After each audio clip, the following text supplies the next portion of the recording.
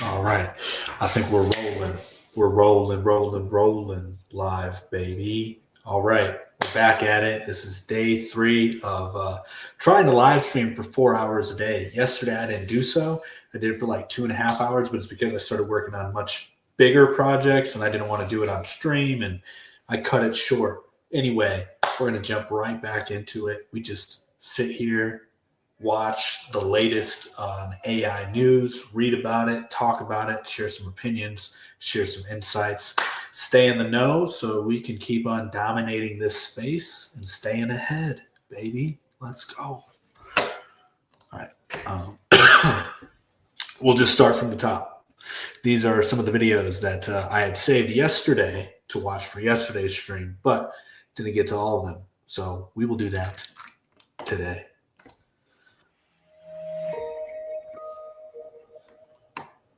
All right, everybody, welcome back to This Week in Startups. We like to do our basic series. What's our basic series? Well, entrepreneurs ask us all the time, how do I get this blocking and tackling, these tactics done? Well, one of my besties from the All In podcast, David Friedberg, is with us today. He's run multiple companies. He's invested in dozens of companies, and he is an expert on all things technology science, and of course, AI. He's running Ohalo Genetics. He founded it in 2019 when he was the CEO of the production board. That was his incubator startup lab. David, welcome to the program. That was your most successful of the cohort. You had like 2 or 3 really good ones come out of the studio, and Ohalo was the one that objectively you felt most passion towards personally, and that had the best future chance. I mean, I don't want you to pick your favorite baby here, but... Yeah, I mean, we had a couple projects that we shut down. We have a few that are still going. And then Ohalo is just a very special company that had these very important breakthroughs where we changed how plants can be used for plant breeding using CRISPR type tools. So that's created a new system for plant breeding, unlocks tremendous yield potential, which is the key driver for agriculture, and unlocks the ability to make seed in crops where you can't make seed. And so the general kind of storyline is this becomes a huge game changer for the entirety of agriculture. And so it was so important when we had these breakthroughs. I said, we can't mess this up. I'm really committed to making sure this company succeeds. I have to make sure it reaches its potential. So I stepped in November of 23 as the full-time CEO. Love it. And of course, today's AI Basics episode is brought to you in partnership with our friends at Google Cloud. They produced an incredible report. It's called The Future of AI Perspectives for Startups. And it features 23 leading experts, including my bestie here, Sultan of Science, David Friedberg. And let's get into it. I was thinking about our discussion today because we talk about AI in our group chat constantly. We've talked about it for 3 years here on This Week in Startups and All In, and basically taking over every conversation we have. So I want to talk to you first in terms of running a startup again, right? You did the production board, which is arguably a startup, making startups, and then your climate.com company before that. And of course, you were at Google originally, going full circle here. How has changing a company changed over, those 2 decades you've had your sleeves rolled up because of AI specifically? Like how's building a company, you mean? Yeah, the company side of building, Well, it's changing every week. As anyone who's building a business today can tell you, it is every job, every function, every workflow can be improved, levered, scaled up using AI. And so, I'll give you an example. My chief of staff, Laura, who she's great. We posted up a job rec for a partnership manager for supply chain role. So I put it on LinkedIn. I have a lot of followers on LinkedIn now, get a bunch of resumes come in. So hundreds of resumes come in. How do we filter through all these resumes? So Laura asked AI to write a Python script for her to download all the resumes from Greenhouse, scan them, score them, and give her results. She did this all in a couple of hours. So she's not an engineer. She used AI as a tool to create a tool to give herself an incredible amount of leverage and very quickly screening through these resumes, prioritizing them. That's a feature that should exist in one of That is such an important thing. We touch on that a lot in the podcast, is figuring out the pain points in your business, your life, and then talking to AI to begin figuring out a solution. It is literally that simple, which is why people who are super creative are going to have a huge advantage in this space. these apps. For some reason, it doesn't. And she was able to. And it's also the reason why it's good to have a strong basic foundation of computer science as a whole, kind of understanding the things you can do already with prior software, and then figure out how you can incorporate that in AI, like kind of use that thinking to solve problems. So it'll help you be a better problem solver, just having more knowledge. Cobble it together in literally hours and get leverage out of it. It was a great example. We're creating a new system of plant breeding, and we wanted to do some experiments using controlled environments and LED lighting. And so we had AI, rather than have a project manager put together the whole project plan, which would take weeks or months, we had AI put it together by feeding the AI all these research papers, giving it some guidance. And I did it all myself. Within a few hours, I got this output. And here's the project plan. And now the team is executing on it. There are so many examples of that where what would otherwise or historically have been large kind of project or human intensive workflows, you can simply create the script or create a plan using AI in minutes. And so just the people that know how to use the tools are just getting incredible leverage. And that gives you, faster turnaround. You can do more with more nimble teams.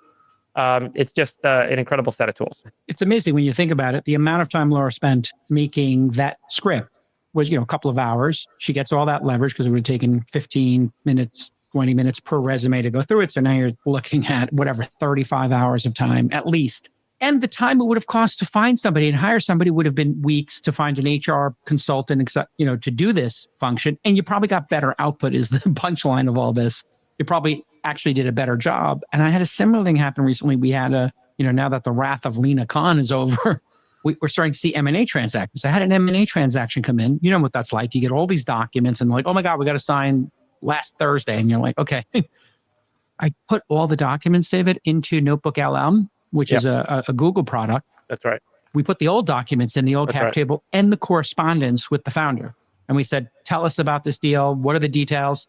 And now I've got an analyst who works for me, 2 years out of school, who, when they go talk to the counsel on the other side, they were able to ask the right questions. Hey, what about the share price? What's this? What's this earnout? What's the difference between an earnout and a bonus program to do retention? All these conversations would have been a $1,500 an hour lawyer, et cetera. And the velocity is incredible. So are you seeing the team size be radically different in 2025 for Apollo than, say, team size you had at climate.com, which I think was, 12 years ago? Yeah. And this is also a good point here on, I know I've been touching on it a lot, but generalist versus specialist. Sam Altman made a comment that generalists are going to be the ones who really win in the future. And what he just described is precisely that. If you think about it, more people are going to be able to properly diagnose their illness without necessarily having to go to a doctor, which is a good thing overall for healthcare and the economy, and puts less strain on it. If we can have more people know how to use AI for better potential diagnoses, once better AI is made, right? I think that would be a huge help. In addition to that, you have what he just said about the lawyers. You had what he said about HR.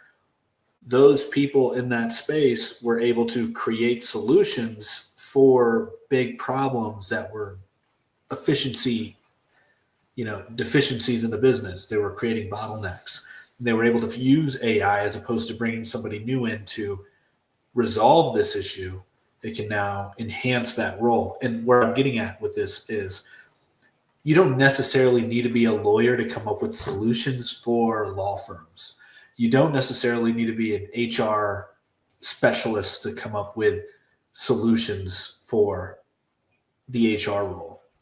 And you can connect the dots all into a multitude of different fields. So being a generalist, so having the knowledge on how computers work, how to communicate with them, the evolution of computers, just a toll in the internet and in technology as a whole, so you can better prepare yourself to operate in this new world. And you can contribute massively if you apply a wide variety of talents into the AI. Anyway, I'll probably try to write something on that. Yeah. I mean, when we sold Climate, we were 160 employees, and then we grew to, I had hundreds of people. I think I ended up with, I don't remember, over 1,000 people in my org after we were acquired. But it's very different. So a lot of people assume you just have small team sizes. And I think that that's under the assumption that the companies are doing the same things and look the same as they did a decade or two ago, which is like making an app, a Web 2.0 app was a company back then. And you needed engineers and front end and back end and DevOps and QA and all sorts of stuff. But today, there's that what he just said right there too is interesting. Sorry, I'll stop hitting the fucking thing so often. But anyway, how he said that like building a web app was a full-time company back in the day. It was a full company, but it's not so much anymore. That just means the companies are going to be even bigger and more, I don't know, it's probably going to be like more meta in a way. I don't know. The opportunity to build deep tech companies, to build technically difficult companies, to build businesses that historically may have been the realm of 1,000+ person companies with 100 to 200 people.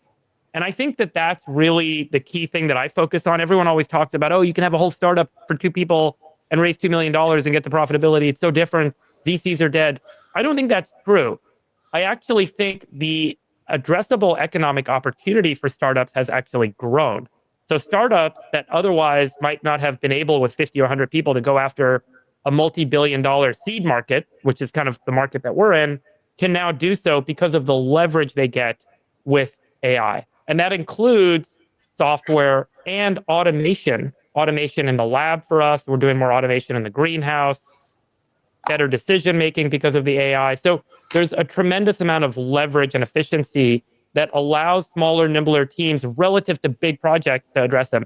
Venture capital money is not going to like suddenly dry up and shrink down because everyone's thinking, oh, everything's a web app. It's not true. I actually think we can do a lot more with startups out of Silicon Valley or out of any small company that knows how to use AI and that knows how to leverage these tools. Yeah, I'm in total agreement.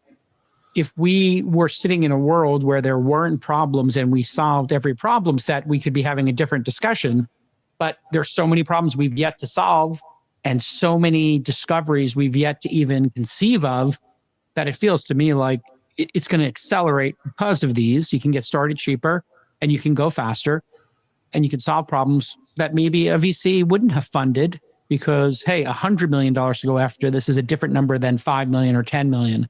And so I think you're correct. I'll give you another like set of examples. Like if I were to say, design an automated drilling machine that can get me into the earth to go find rare earth minerals.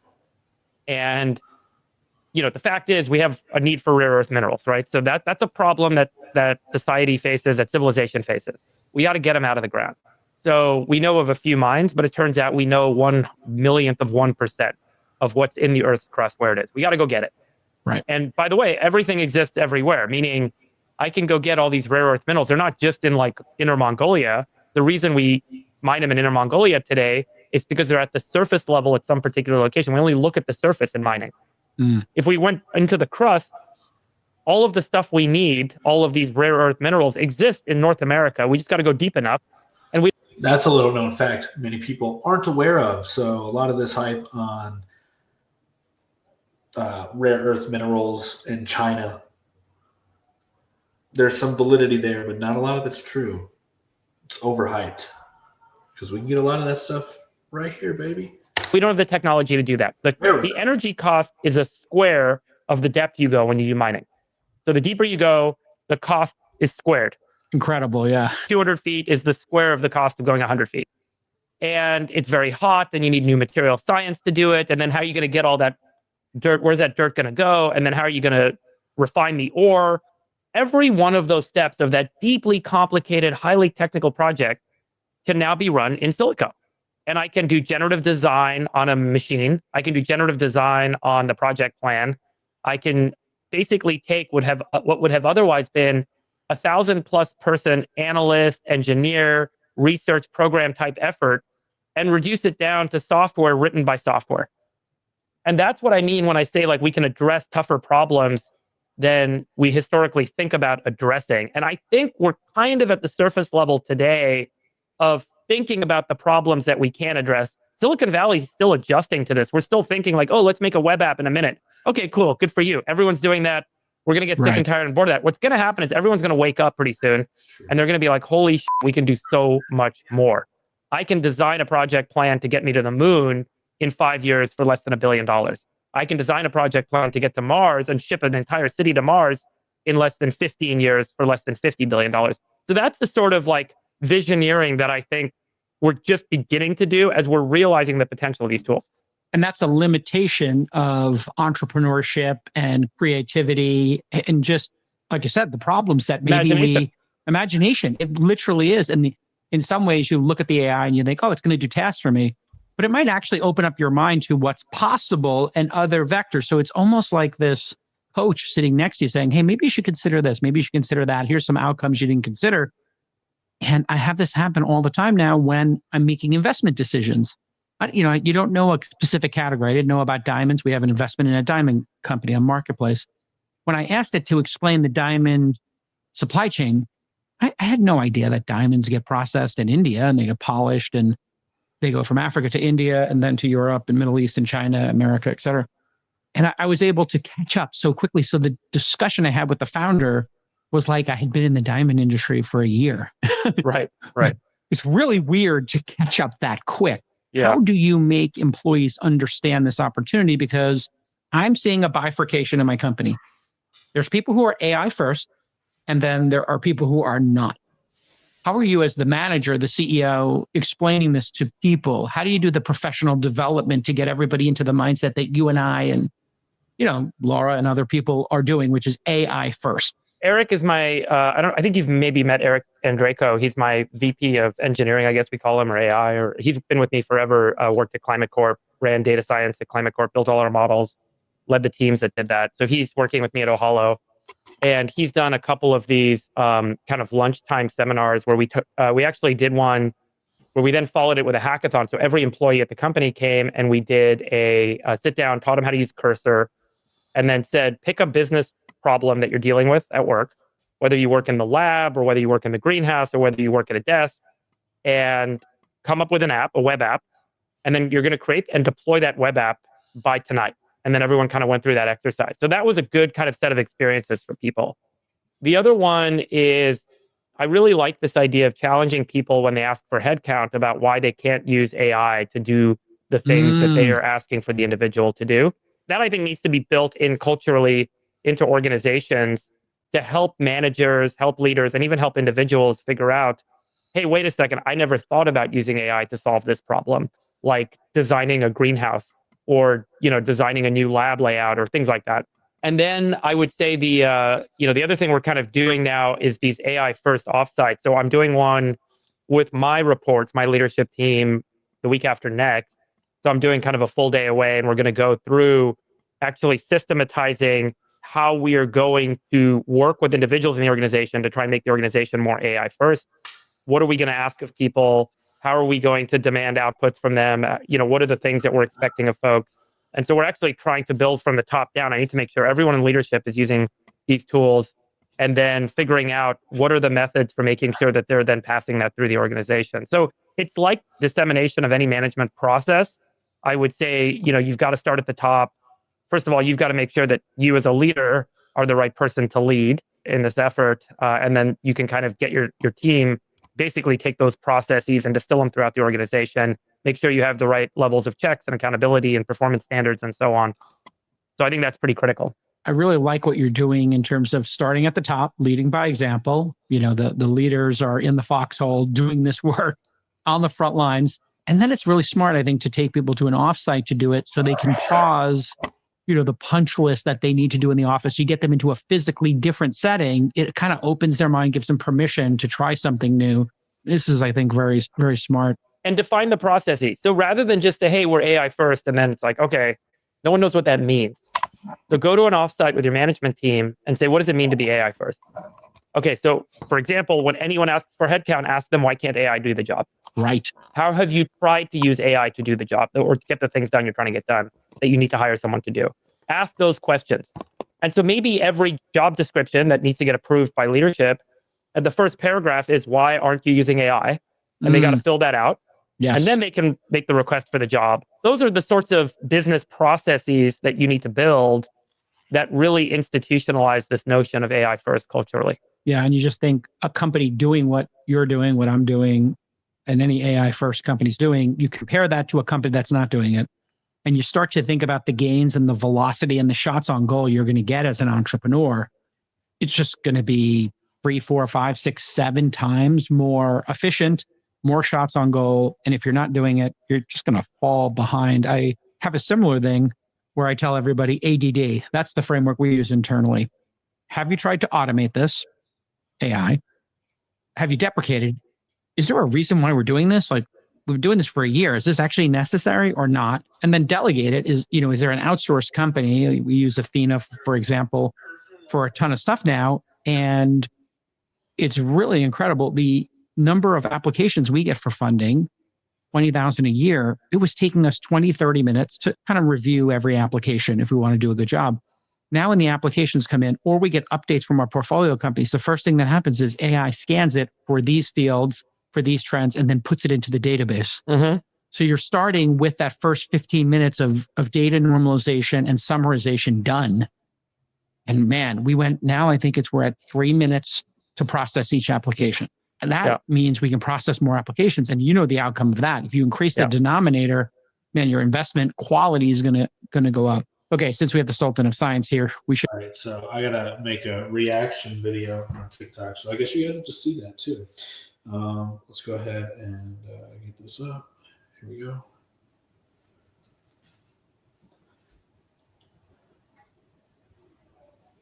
So Jeff, why can't I talk? Come on. So Jeff asked, what exactly is an AI arena? That's a fantastic question, and I'm sure many people are wondering the same thing. So here we go. I don't need to say all that. That was extra. This is the raw. All right, let me just put this back. So Jeff asked, what exactly is an AI arena?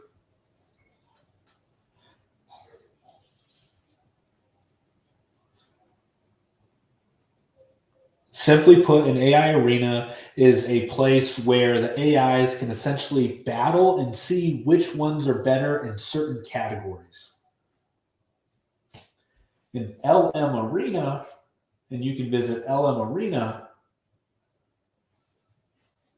and LM Arena is where you can find the rankings. And LM Arena is where you can find the rankings. So Jeff asked, what exactly is an AI arena? Simply put, an AI arena is a place where. So Jeff asked, what exactly is an AI arena? Simply put, an AI arena.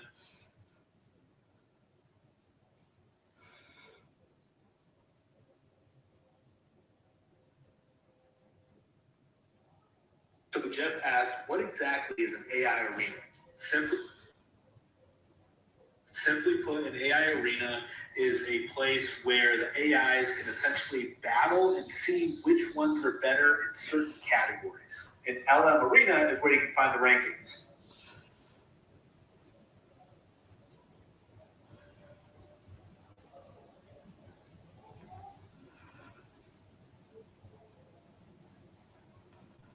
Thinking about building automations with tools like Make or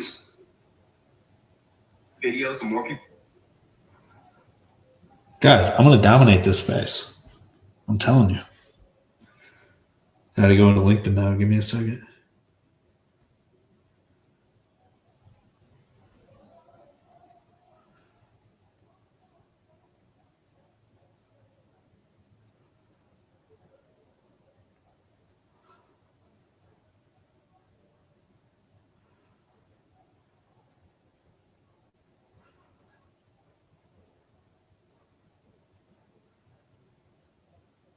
So Jeff asked, give me a second here, guys. AI arena? Simply put, an AI arena.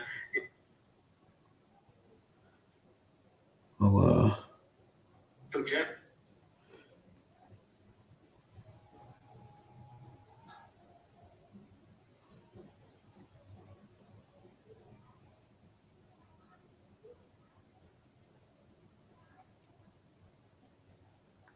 All right. Hang on.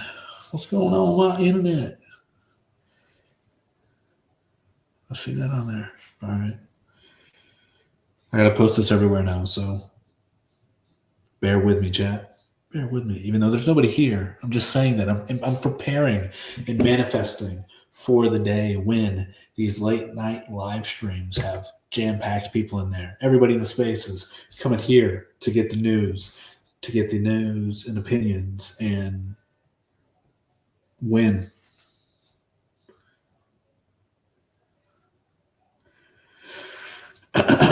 So bear with me. This is all work that must be done.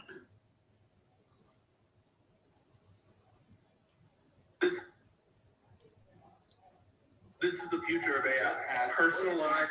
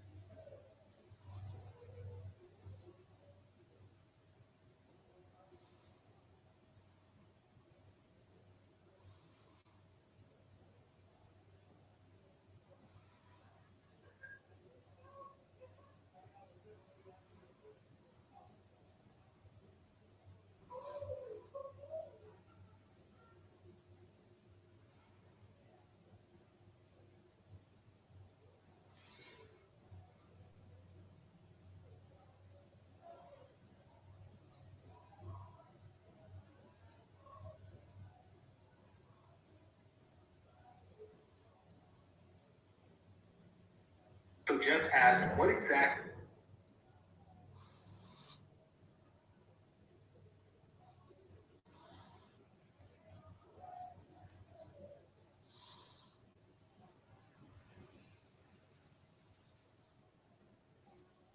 My neighbors are having a party.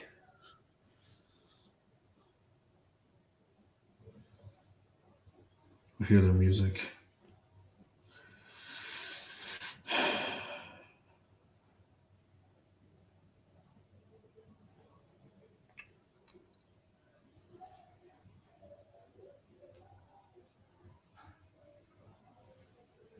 So Jeff asked, what exactly is an AI arena? Simply put, an AI.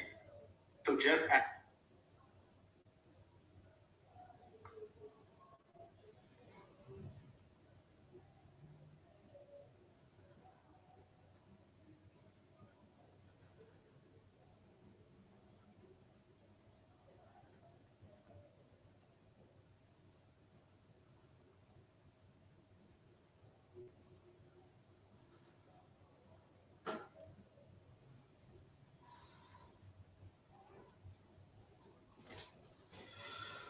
Sorry, I'm gotta keep doing this shit. I don't know why I'm telling you sorry anyway. There's nobody else here. Um,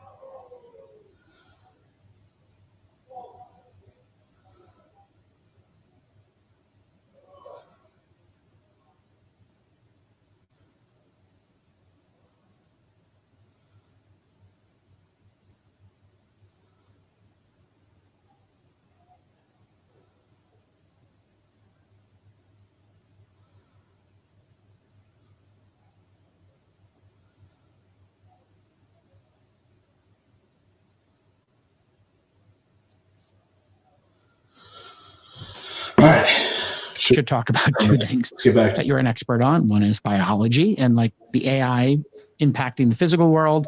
And then we got a couple of friends of ours, some besties, making robotics. And so I'm wondering, in laboratories and when you're doing literal science, how is AI impacting that? The reason AI is fairly transformative in biology is because biology's been digitized and is being digitized. So it's being turned into a kind of digital form represented through data. So going back to pre-DNA sequencing days, right? Generating DNA sequencing data was super, super expensive. That cost has come down by hundreds of thousands fold, right? So today we can sequence the entire human genome for probably under $100. And remember, that was $100 million. Was that Craig Ventnor did it like 25 years ago out of Harvard? Yeah. I think Bill Clinton was president when he went on stage and introduced it. And so, the way DNA sequencing works is you take DNA, you multiply it many times over.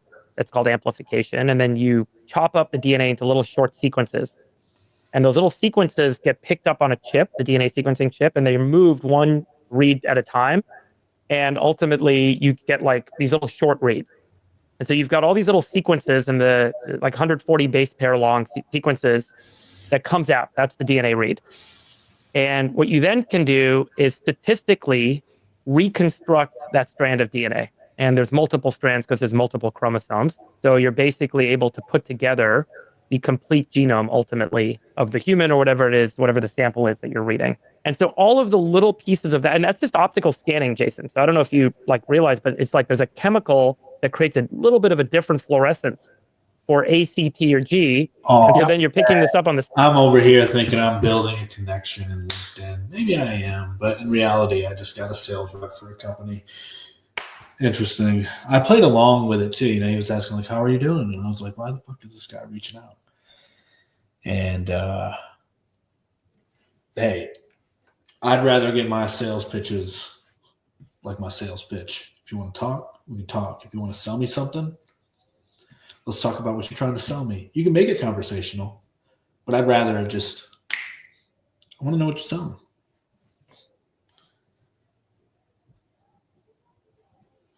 Little optical scanner, and you're running millions of these a second. So you're just taking images, converting those pixels into an A, C, T, or G, and that'll give you a little readout on the DNA. So now, fast forward 25 years, and DNA sequencers are super cheap, super fast, super efficient. And now with large-scale compute, we can very quickly assemble genomes based on these little short reads, these shotgun sequencing reads, and that gives us insights into the sample that I'm picking up. Okay, why is that interesting? Well, that's interesting because then I can compare the DNA of an organism to the physical characteristics of the organism. So in the case of a plant, what genes and what variations of genes are causing the plant to be tall or short, have big roots, little roots. But as I gather more and more data, I can actually start to predict complicated phenotypes or physical characteristics of plants by having AI figure out combinations of genes and create a model that predicts a phenotype as a function of different genes. So sometimes it's not just one gene being on or off, or one gene being one variation or another that makes a plant tall, but it's maybe 50 or 60 different genes, and there's different combinations or variations of those genes that can predict the height of the plant, or predict the depth of the root, or predict how much yield you'll get out of that plant, and all these sorts of things. So what's happened in plant breeding, which is an area we spend a lot of time in, is you can now say, hey, I want to get plants that are tall, that have deep roots so they can survive drought, that can make a lot of food, that can grow really fast, that are really energy efficient in terms of using sunlight, disease resistant, all the things you want. And then I can collect all this data we have of how different plants performed in different environments. And I can look at the DNA data of those different plants. And the model starts to predict what combination of genes are going to make the plant you want. So it's almost like AI is giving you the DNA sequence of the organism and saying, here's the perfect organism, here's the perfect DNA sequence. And then I can go look at all the plants I can use in my breeding system, and then there's other technology to breed plants to get them together to make that thing. This is happening similarly in microbiology, so where they're making little E. coli cells or yeast cells that we're then programming to make a molecule. So I can program E. coli, for example, to make a biologic drug. And that biologic drug, I want it to make the perfect protein that's going to bind to a cancer cell and then trigger my immune system to kill that cancer cell. Mm. And so there's this whole world of predictive protein structure that's being used to create new biologic drugs. And so we can look at the performance of different proteins historically, which ones bind. I can make a prediction that this protein would bind to this specific cancer cell in this way. Based on that prediction, here's the DNA sequence I would likely need in the E. coli cell to get it to make that protein. I extract that protein and I turn that into a drug. And so there are so many applications of how we are now able to treat DNA or genomes almost like a language model. And so people are calling this concept the genome language model, or the GLM. Oh, GLM instead of LLM. I like that. Yeah. The GLM is effectively predicting or scoring a DNA sequence based on some objective. And that is being utilized in drug discovery, in plant breeding, effectively predicting LLM. I like. concept, the genome language model, or the GLM. Oh, GLM instead of LLM. I like that. Yeah, and Patrick was talking about the ARC Institute. Yes. And they funded the ARC Institute, which has put out an open source model called Evo2. And Evo2, what you can think about it as, is a grammar checker for DNA. So you can put any DNA sequence into it, and it will tell you whether or not that gene will be dysfunctional or functional, or if there's an issue with that gene. And the way they built it is they put all the DNA data that they could gather from all over the world, from all these different organisms, and they basically trained this model to say that DNA sequence looks like it makes sense or doesn't make sense. No idea why, no idea how that model works, but it's actually able to predict the functionality of a gene. And we use it in production at Ohalo. Wow. So we actually use it to look at the plants in our breeding system. We feed the whole DNA sequence of every plant in, and that model will tell us, hey, these genes are dysfunctional or may have issues, and that gives us a score for that plant before we've even phenotyped that plant.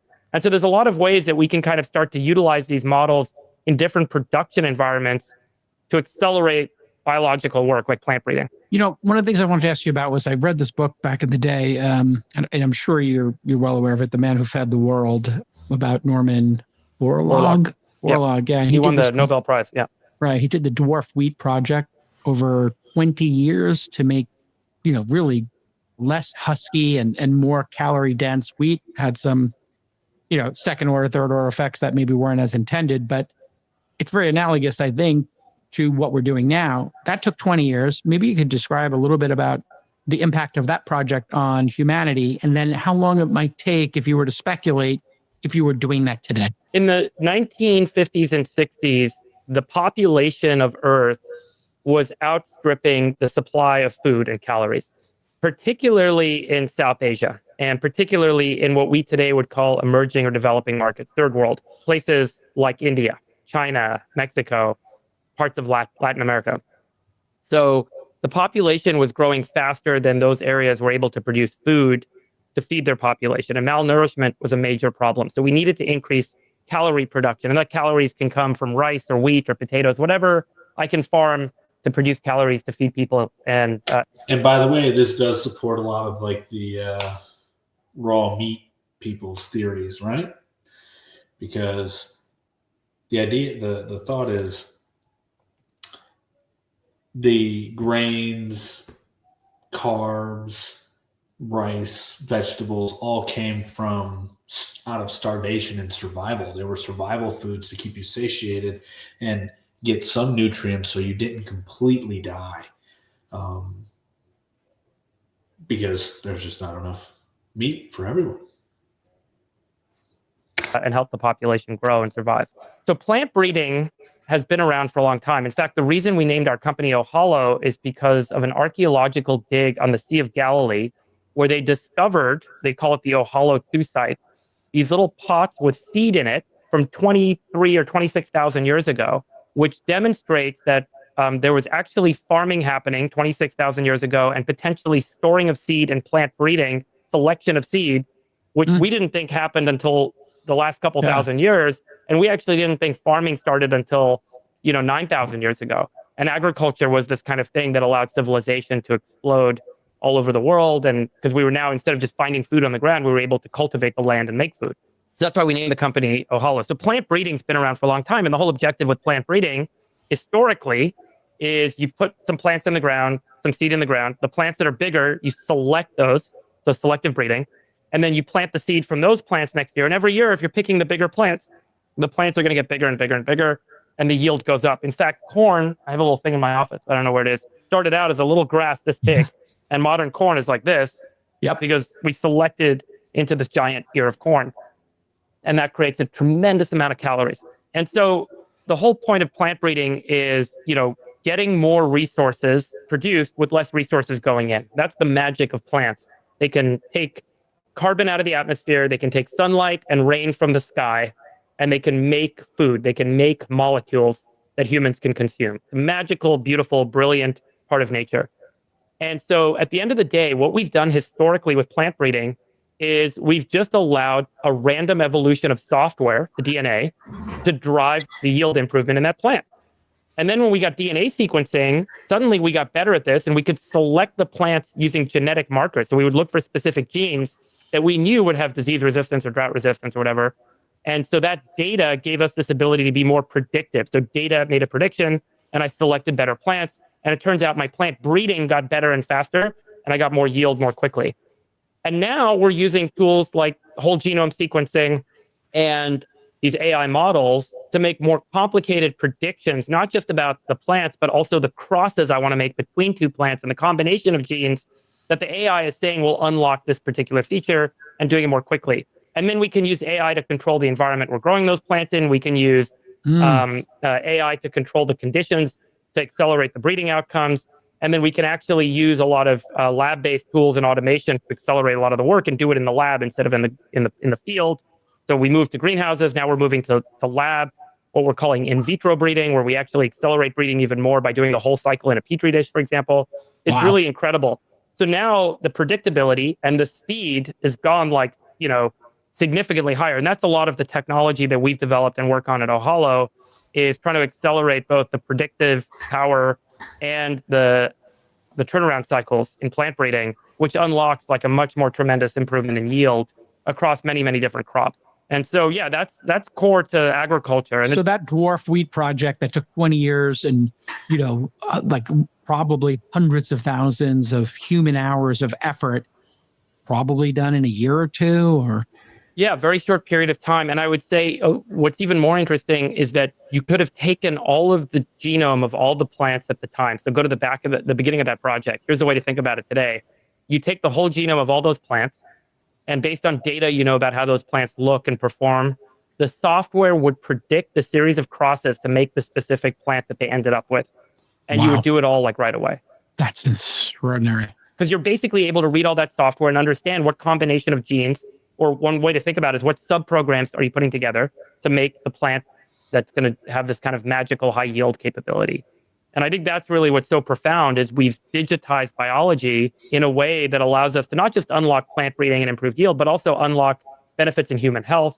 We've talked a lot on our show on All In about Yamanaka factors and some of these other incredible discoveries that are possible because of digital biology that we're now using to discover new molecules that can unlock, for example, the fountain of youth, reverse aging, reset cells to a youthful state with a specific protein, where that protein does some magical thing to the epigenome in our cells, resets the epigenome magically to being young again, and all of a sudden you look like 25-year-old Jason Calacanis again. That'd be great. When you look like Leonardo DiCaprio. Exactly. I go back to my Leo era, which was a great era. And so you could conceivably also, if you knew my blood work, you could then say, oh, your vitamin D is low. We're going to give you the strawberries with more vitamin D in it. We're going to make a custom strawberry for you. The mind starts to wonder, wow, maybe we don't take vitamins in the future. You just make better strawberries with a little more density in the things. And when we go to buy stuff at the supermarket, are we going to be buying a custom? Well, there was this guy who was the CEO of Monsanto many years ago. Shapiro was his name. He kind of gave this whole pitch when he Ben Shapiro was the CEO of Monsanto's. That's wild. Became the CEO of Monsanto, that GMO technology, they were going to take genes from another organism and stick it in plants. And it was going to allow us in agriculture to get those plants to make vitamins that aren't natively available in that plant. And ultimately, plants were going to be this kind of agent of pharmacy, of drug, of health. So, for example, one of the first products was what was called golden rice. They got vitamin A to be expressed in rice because river blindness is a major problem in South Asia. There's not enough vitamin A in the food supply. So throughout South Asia, there's this river blindness condition. And the idea was by making vitamin A in the rice, which makes it have a little bit of a golden color, that's why it's called golden rice, that population would be spared river blindness and you'd be able to deliver vitamin A in the food supply there. So yeah, that was an old school idea with GMO technology. I wouldn't say that we're like trying to make strawberries that have, that's not really the goal. At the end of the day, the work we're doing at Ohalo is just trying to improve the yield and the disease resistance and the drought resistance, climate adaptation of the plants, make them more sustainable. And then in many crops that we work in, we're making seed for the first time. Many crops, people don't realize this, are not farmed by planting seed in the ground. They're farmed vegetatively. So you actually chop up leftover potatoes and put them back in the ground in order to grow potatoes, like Matt Damon does in The Martian. Yeah. And so our system actually allows us to make seed and potato so farmers can replace. Today, they're putting about 2.5 tons per acre of leftover potatoes in the ground in order to grow 25 tons of potato.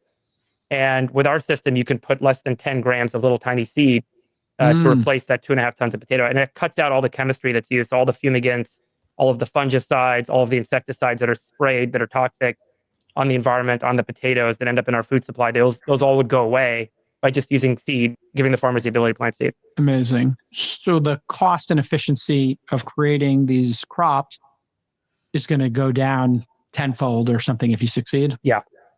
I mean, which would be unbelievable living in a world where calories are irrelevant. That's a good point. I mean, this is a big part of like my big belief system, as you know, is I do think we're entering an era of abundant energy, abundant food, abundant resources, abundant everything, water. Because at the end of the day, if energy production cost drops to zero or drops close to zero, you can turn salt water into regular water. Desal is an energy problem, yeah. That's right. And what a lot of people don't realize is actually you can create heavy ion beams where you accelerate atoms at a very fast speed, and you can bombard them with other atoms and create heavier atoms.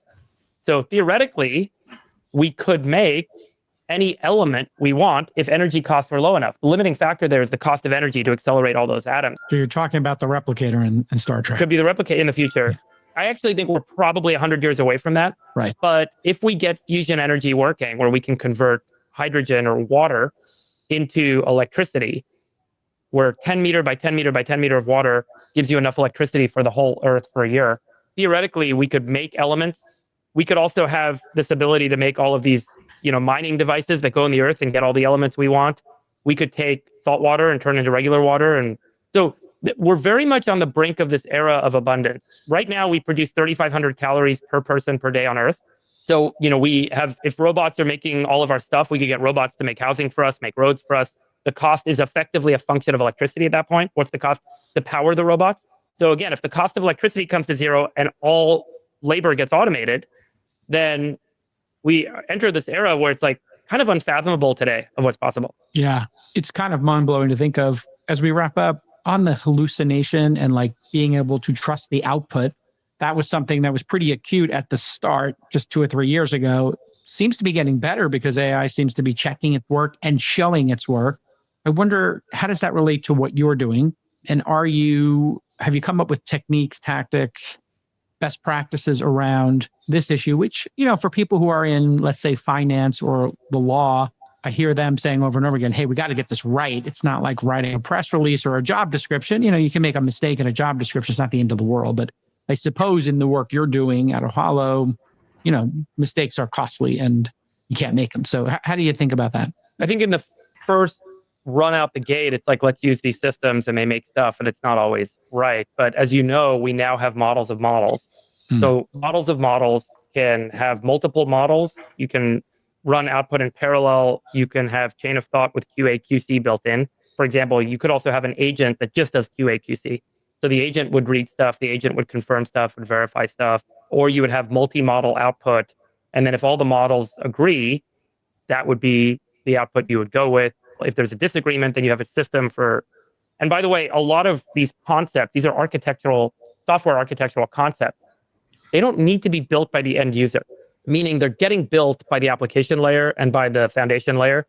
So companies like Google, companies that are making application tools like Cursor, they are building in a lot of these checks and a lot of these multi-model layers that resolve to a better output than you would get if you had just a single shot, single model do a run for you.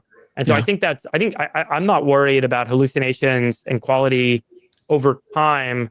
I do think that's a core part of the service that should be provided by the application layer, or if the foundation model or the model itself is a model of models, it'll be resolved within the architecture. Yeah, it's so incredible to think when we started our careers, the issues that we had to deal with as technologists, storage, bandwidth, the limited number of developers in the world, the limited number of servers we had to rack and stack. Right. And now it's just all of these things have been abstracted away to where it is the imagination. And you and I, as movie buffs, you have this great background here, the computer wore tennis shoes, the Disney film.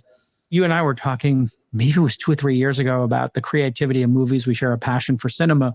And we were just talking about how people would be able to create their own versions of Star Wars, Star Trek, whatever. And I just thought of you the other day. I was scrolling on TikTok and somebody made, and I thought it was real. There was a fan film. And then I realized, oh my God, this is all being done by AI. Yeah. They made little vignettes of the moments in Star Wars we haven't seen. Darth Plagueis, interacting with and That's awesome. training Palpatine. Totally. And Yeah. I'm looking at it and going, wow, that doesn't look perfect, but it will be next year. And they're going to make their own version of that story that, Totally. or fork it and say, here's what would happen in Aliens and Prometheus, Totally. and Like, what was I'll their make life my own- like? Yeah. What was their life like? What was the backstory? Yeah. Let me paint a picture for this that I've been thinking a lot about. Yeah. Because I'm thinking about what is the artist and what is culture in this context. So I'll start by restating what you said, which is I do think that there's a future where AI can dynamically on the fly create media for us. So I can dynamically create a movie, Mhm. and I can tell the movie creation system, maybe it's my Apple TV, hey, I want to see the story of Star Wars. I want to see it all in 30 minutes. I want to see it from the Emperor's point of view and what he's watching the whole time and how he's remotely monitoring. Yes. And I want it to be a musical. Okay. And so Yeah, or have me whatever up it is, into a right? musical. Yeah. And so I can, and then it just renders it and I watch it. Right. So what is underlying that? So, and then people are like, oh, that's so depressing because there's no culture, there's no shared experience. I'm like, that's not actually true. Because what you could do is the artist that creates the fundamental core of that cultural moment can define what is variable and what is not. And the artist will then get a whole set of tools that they don't have available to them today. So the artist could say, don't allow musical rendering, don't allow black and white film, don't allow 30 minutes, it has to be at least 45, never show the Emperor's point of view, create, allow creation of new characters, don't allow creation of racist characters. That last part, these tech guys. Anyway, I'm an outsider, just like people brand on politics. I'm an outsider, I'm not a career politician. Not throwing shade. When I was in the political space, I helped out on a couple local campaigns. Got really deep into both of them, actually. Was pretty close with the candidates. Anyway, one of them in particular I'm not even going to say if it was a male or female. They were they had a professional career. I won't even say what profession they have. They have a professional career that is very suitable to transitioning into politics. Well, they had been in office since they were 23, but their campaign was on the fact that they're not a career politician. He was like 30 at the time, and he'd been in politics since he was 23. Now, granted, he's not making his money necessarily from politics, but you're trying to build a career in politics, and you're going off of the fact that you're not a career politician. Anyway, I don't even know where I was going with that. So the artist suddenly has the world building. The world building. They're basically coders. They're developers, and they're creating constraints and boundaries and a primary storyline from which other storylines can shoot off of or other perspectives can be realized. but the cultural story still exists. The story of Star Wars, they could say the story of Star Wars is always that Luke, is saved by Darth Vader and he kills the Emperor, and that always is core to the end of the story. You Right. always have to start with Luke, and you could be really clear about what has to be and not be. And then whatever the artist says is core, that becomes the shared experience that we all have culturally. And then how you watch it, how you read it, how you render it, how you experience and enjoy it is different than me. And so I actually think it doesn't diminish the idea of culture and shared media. It does, in fact, give the artist more tools, more creativity, and just creates this like incredibly beautiful way to bring people together with shared notions. By the way, when people go to church and read the Bible, Yes. they're not all hearing the same sermon. They're No. like, when you go to a gospel church in the South, it's not the same experience as going to a Catholic church in San Francisco. Right. And even though they might all follow the same story that's described in the Bible, their experience, their rendering, their point of view on it is quite different. Interpretation. But they all share that Christianity as a common Yes. kind of ethos. And I think that that's what this sort of AI-driven media landscape allows us to do, is Yes. it gives artists broad creative potential, and then it gives consumers broad creative rendering experiences, which is going to be really Yeah. beautiful. Awesome. It could make more, it might not, people who did not see themselves as creative individuals might get to experience creativity, which I've Totally. always felt everybody should be able to be an artist. Everybody should be able to make a movie. And maybe you just are too intimidated by the tools. Maybe you don't know where to start, but like, I don't play guitar, but I've always aspired to. It would be so wonderful to be able to take part in making a couple of Dire Straits songs, that I could shepherd around because that's my favorite artist. And Dire Straits has been defunct for a long time. For me to get one more Dire Straits album, to get one more Brothers in Arms, to get one more Telegraph Road, that would be worth $10,000 to me. Like I would Right. literally pay $10,000 for one more song like Telegraph Road. Boom, there you go. Business idea. Pitch that guy more albums for those people, and you'll make 10 G's. You heard it here first. Brothers in Arms, Right. that hits me on that level. Jason is his name. Right. And maybe the AI could give that to us. An incredible discussion. Thanks, Bestie. I really appreciate you doing this. Thanks to our friends at You just call him Google. Bestie? for me. That was weird. The dude's like 60 years old, and he's like, "Thanks, Bestie." It was a little weird.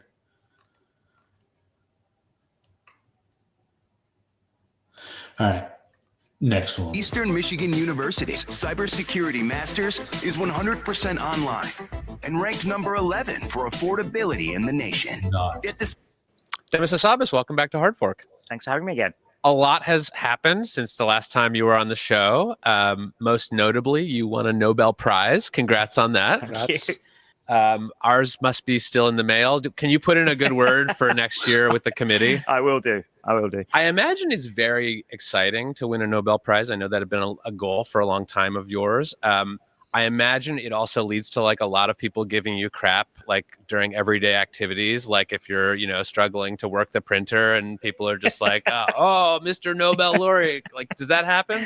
A little bit. I mean, look, I tried to say, look, I can't, that maybe it's a good excuse to like not have to fix those kinds of things, right? So it's more shield.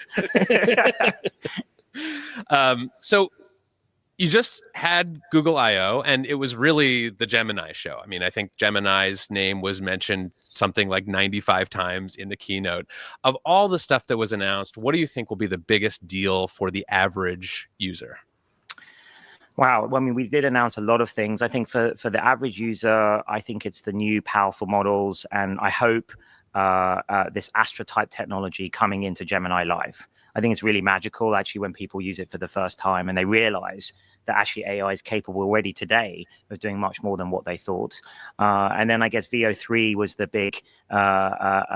biggest announcement of the show probably, and seems to be going viral now. And that's pretty exciting as well, I think. Yeah. One thing that struck me about I/O this year compared to previous years is that it seems like Google is sort of getting AGI pilled, as they say. I remember interviewing people, researchers at Google, even a couple years ago, and That's a whack name. There was a little tab. AGI pilled. See this?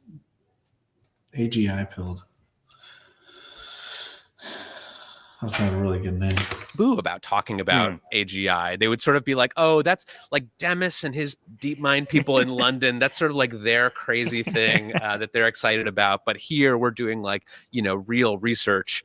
But now you've got like senior Google executives talking openly about it. What explains that shift? I think the sort of AI part of the equation becoming more and more central. Like I sometimes describe Google DeepMind now as the engine room of Google, and I think you saw that probably in the keynote yesterday. Really, if you take a step back, and then it's very clear. I think you could sort of say AGI pilled is maybe the right word, that we're quite close to this human level general intelligence, maybe closer than people thought even a couple of years ago. And it's going to have broad cross-cutting impact. And I think there's another thing that you saw at the keynote. It's sort of literally popping up everywhere because it's this horizontal layer that's going to underpin everything. And I think everyone is starting to understand that. And maybe a bit of the DeepMind ethos is bleeding into the general Google, which is great. You mentioned that Project Astra is powering some things that maybe people don't even realize that AI can yet do. Yeah. I think this speaks to a real challenge in the AI business right now, which is that the models have these pretty amazing capabilities, but either the products aren't selling them or the users just sort of haven't figured them out yet. So how are you thinking about that challenge, and how much do you bring yourself to the product question as opposed to the research question? Yeah, it's great question. I mean, I think one of the challenges I think of this space is obviously the underlying tech is moving unbelievably fast. And I think that's quite different even from the other big revolutionary techs, internet and mobile. At some point, you get some sort of stabilization of the tech stack so that then the focus can be on product, right? Or exploiting that tech stack. And what we've got here, which I think is very unusual, but also quite exciting from a researcher perspective, is that the tech stack itself is evolving incredibly fast, as you guys know. So I think that makes it uniquely challenging actually on the product side, not just for us at Google and DeepMind, but for startups, for anyone really, any company, small and large, is what do you bet on right now when that could be 100% better in a year, as we've seen. And so you've got this interesting thing where you need kind of fairly deeply technical sort of product people, product designers and managers, I think, in order to sort of intercept where the technology may be in a year. So there's things it can't do today, and you want to design a product that's going to come out in a year. So you've got to you've got a pretty deep understanding of the tech and where it might go to sort of work out what features you can rely on. And so it's an interesting one. I think that's what you're seeing, so many different things being tried out. And then if something works, we've got to really double down quickly on that. Yeah. During your keynote, you talked about Gemini as powering both sort of productivity assistant style stuff and also fundamental science and research challenges. And I wonder, in your mind, is that the same problem that sort of like one great model can solve, or are those sort of very different problems that just require different approaches? I think, when you look at it, it looks like an incredible breadth of things, which is true. And how are these things related, other than the fact I'm interested in all of them? But is that was always the idea with building general intelligence, truly generally, and this in this way that we're doing, it should be applicable to almost anything, right? That being productivity, which is very exciting, help billions of people in their everyday lives, to cracking some of the biggest problems in science. 90%, I would say, of it is the underlying core general models. In our case, Gemini, especially 2.5. And in most of these areas, you still need additional applied research or a little bit of special casing from the domain, maybe it's special data or whatever, to tackle that problem. And, maybe we work with domain experts in the scientific areas. But underlying it, when you crack one of those areas, you can also put those learnings back into the general model. And then the general model gets better and better. So it's a kind of very interesting flywheel. And it's great fun for someone like me who's very interested in many things. You get to use this technology and sort of go into almost any field that you find interesting. I think that a lot of AI companies are wrestling with right now is how many resources to devote to sort of the core AI push on the foundation models, making the models better at the basic level, versus how much time and energy and money do you spend trying to spin out parts of that and commercialize it and turn it into products. And I imagine this is both like a resources challenge, but also like a personnel challenge, because say you join DeepMind as an engineer and you want to like build AGI, and then someone from Google comes to you and says like, we actually want your help like building the shopping thing that's going to like let people try on clothes. Is that a challenging conversation to have with people who joined for one reason and maybe asked to work on something else? Yeah, well, we don't, it's sort of self-selecting internally. We don't have to, that's one advantage of being quite large. There are enough engineers on the product teams and the product areas, that can deal with the product development, prod eng, and the researchers, if they want to stay in core research, they're absolutely, that's fine. And we need that. But actually you'll find a lot of researchers are quite motivated by real world impact, be that in medicine, obviously, and things like isomorphic, but also to have billions of people use their research. It's actually really motivating. And so there's plenty of people that like to do both. So yeah, we don't, there's no need for us to sort of have to pivot people to certain things. You did a panel yesterday with Sergey Brin, Google's co-founder, who has been working on this stuff back in the office. And interestingly, he has shorter AGI timelines than you. He thought AGI would arrive before 2030, and you said just after. He actually accused you of sandbagging, basically like artificially pushing out your estimates so that you could like underpromise and overdeliver. But I'm curious about that because you will often hear people at different AI companies arguing about when the timelines are, but presumably you and Sergey have access to all the same information and the same roadmaps, and you understand what's possible and what's not. So what is he seeing that you're not, or vice versa, that leads you to different conclusions about when AGI is going to arrive? Well, first of all, there wasn't that much difference in our timelines if he's just before 2030 and I'm just after. Also, my timeline's been pretty consistent since the start of DeepMind in 2010. So we thought it was roughly a 20-year mission, and amazingly, we're on track. So it's somewhere around then, I would think. And I feel like I actually have obviously a probability distribution of, where the most mass of that is between 5 and 10 years from now. And I think partly it's to do with predicting anything precisely 5 to 10 years out is very difficult. So there's uncertainty bars around that. And then also there's uncertainty about how many more breakthroughs are required, right? And also about the definition of AGI. I have quite a high bar, which I've always had, which is it should be able to do all of the things that the human brain can do, right? Even theoretically. And so that's a higher bar than, say, what the typical individual human could do, which is obviously very economically important. That would be a big milestone, but not, in my view, enough to call it AGI. And we talked on stage a little bit about what is missing from today's systems, sort of true out-of-the-box invention and thinking. What do you think? When will AGI come into existence? Sort of inventing a conjecture rather than just solving a maths conjecture. Solving one's pretty good, but actually inventing like the Riemann hypothesis or something as significant as that mathematicians agree is really important is much harder. And also consistency. So the consistency is a requirement of generality, really, and it should be very, very difficult for even top experts to find flaws, especially trivial flaws in the systems, which we can easily find today. And, the average person can do that. So there's a sort of capabilities gap and there's a consistency gap before we get to what I would consider AGI. And when you think about closing that gap, do you think it arrives via incremental 2-5% improvements in each successive model just kind of stacked up over a long period of time? Or do you think it's more likely that we'll hit some sort of technological breakthrough and then all of a sudden there's liftoff and we hit some sort of intelligence explosion? I think it could be both, and I think for sure both is going to be useful, which is why we push unbelievably hard on the scaling and the what you would call incremental. Although actually there's a lot of innovation even in that to keep moving that forward. Pre-training, post-training, inference, time compute, all of that stack. So there's actually lots of exciting research, and we showed some of that diffusion model, the DeepThink model. So we're innovating at all parts of that, the traditional stack, should we call it. And then on top of that, we're doing more greenfield things, more blue sky things, like Alpha Evolve, maybe you could include in that, which is there a difference between a greenfield thing and a blue sky thing? I'm not sure. Maybe they're pretty similar. So some new area, let's call it, and then that could come back into the main branch, right? And as you both know, I've been a fundamental believer in sort of foundational research. We've always had the broadest, deepest research bench, I think, of any lab out there. And that's what allowed us to do past big breakthroughs, obviously transformers, but AlphaGo, AlphaZero, all of these things, distillation.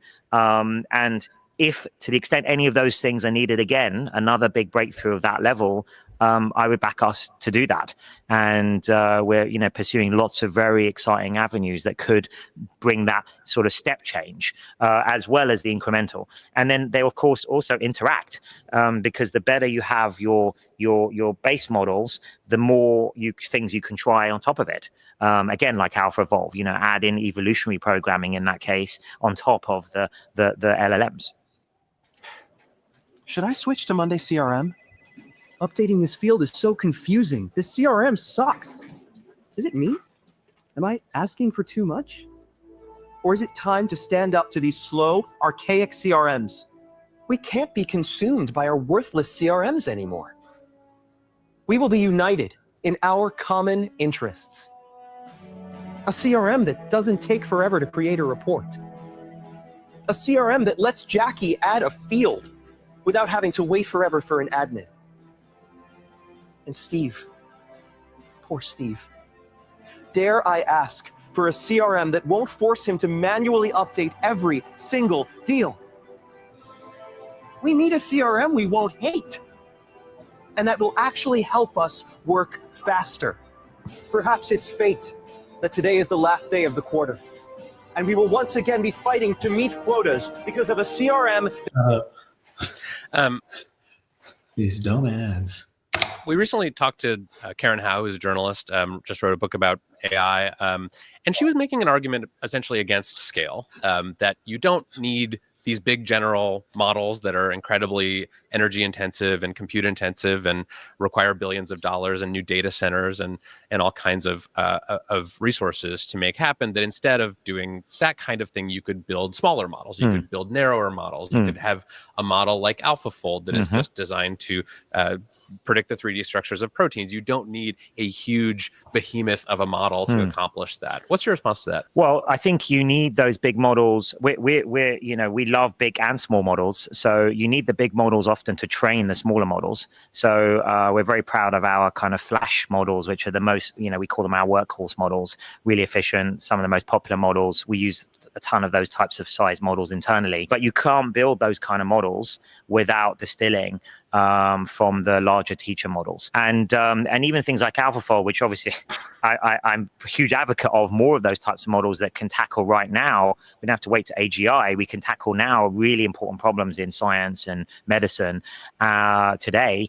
And that will require taking the general techniques, but then potentially specializing it, in that case around protein structure prediction. And I think there's huge potential for doing more of those things. And we are largely in our science work, AI for science work. And I think, we're producing something pretty cool on that pretty much every month these days. And I think there should be a lot more exploration on that. Probably a lot of startups could be built, combining some kind of general model that exists today with some domain specificity.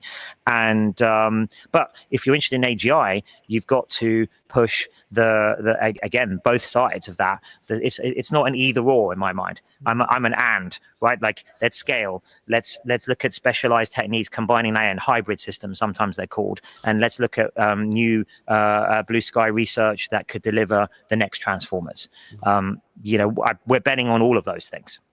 You mentioned AlphaEvolve, something that Kevin and I were both really fascinated by. Tell us what AlphaEvolve is. Well, at a high level, it's basically taking our latest Gemini models, actually two different ones, to generate sort of ideas, hypotheses about programs and other mathematical functions. And then they go into sort of evolutionary programming process to decide which ones of those are most promising. And then that gets sort of ported into the next step. And tell us a little bit about what evolutionary programming is. It sounds very exciting. Yeah, so it's basically a way for systems to kind of explore new space, right? So like, what things should we, in genetics, like mutate to give you a kind of new organism? So you can think about the same way in programming or in mathematics. You change the program in some way, and then you compare it to some answer you're trying to get, and then the ones that fit best according to a sort of evaluation function, you put back into the next set of generating new ideas.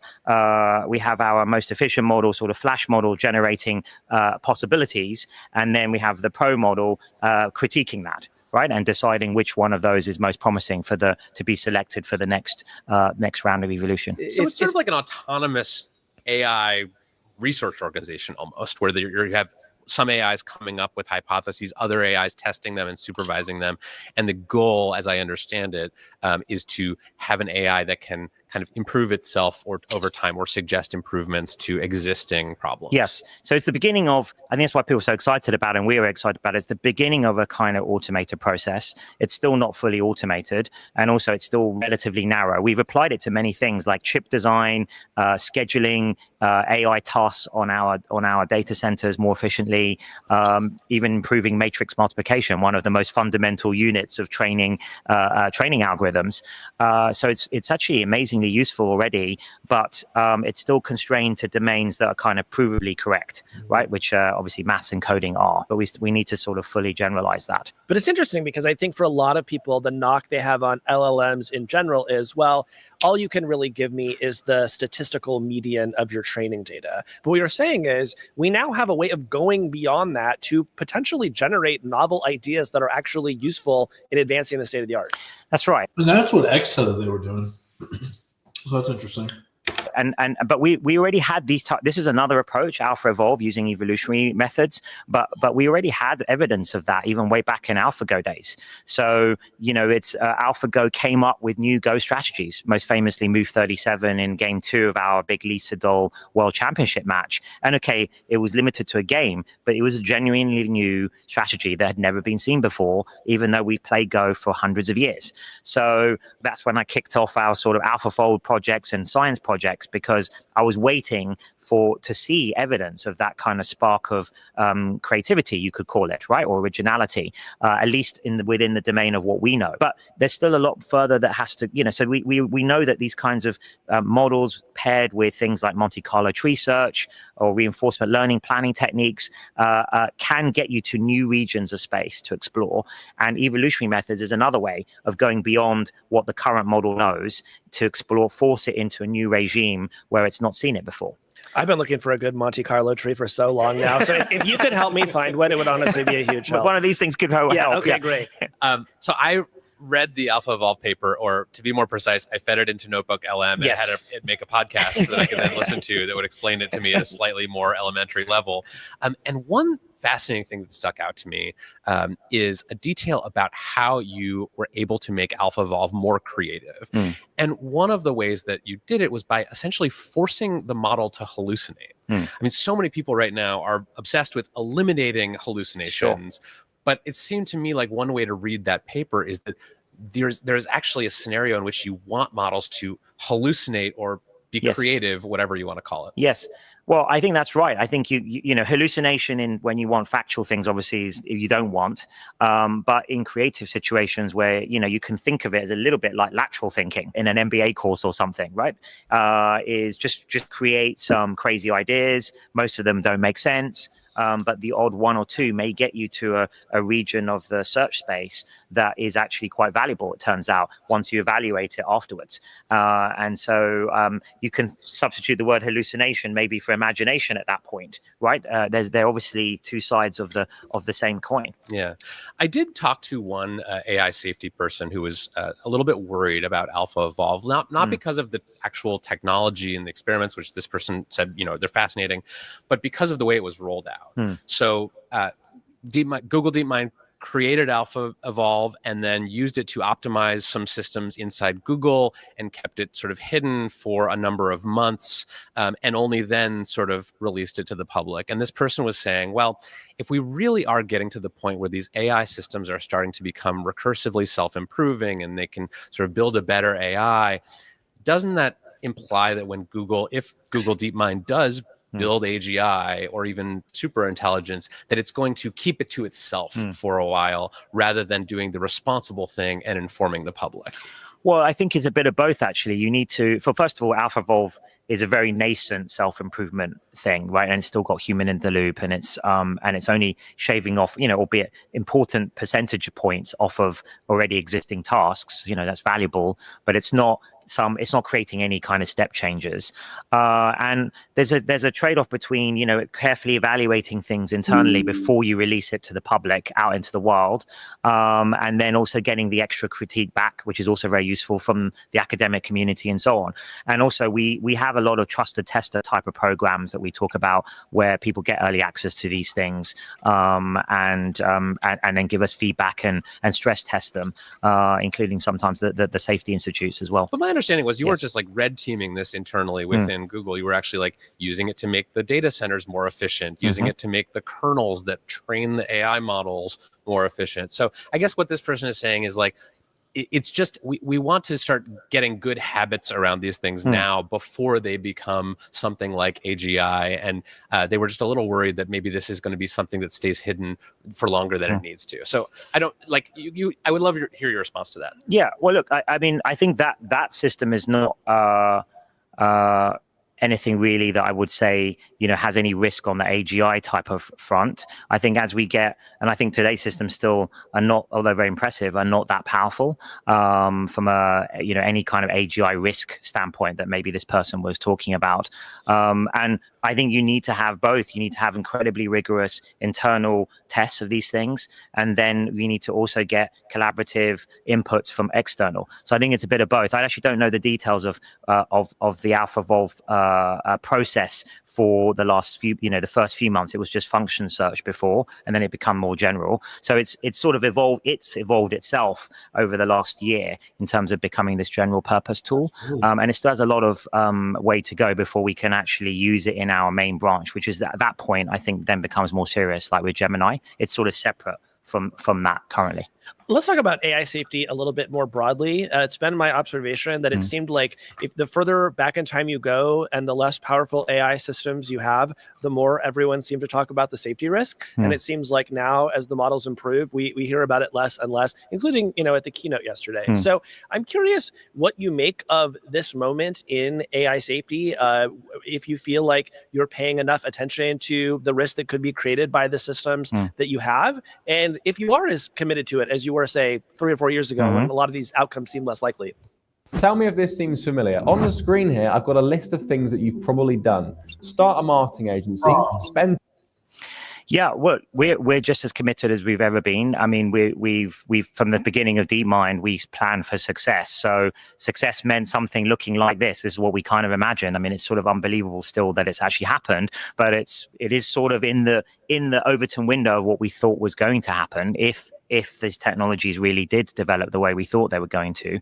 And the risk and attending to mitigating those risks was part of that. And so we do a huge amount of work on our systems. I think we have very robust red teaming processes, both pre and post launches. And we've learned a lot. And I think that's what's the difference now between having these systems have, albeit early systems, contact with the real world. I think that's actually been, I'm sort of persuaded now that has been a useful thing overall. And I wasn't sure, I think 5 years ago, 10 years ago, I may have thought maybe it's better staying in a research lab and kind of collaborating with academia and that. But actually, there's a lot of things you don't. I think I got to pause it for a second. I'm just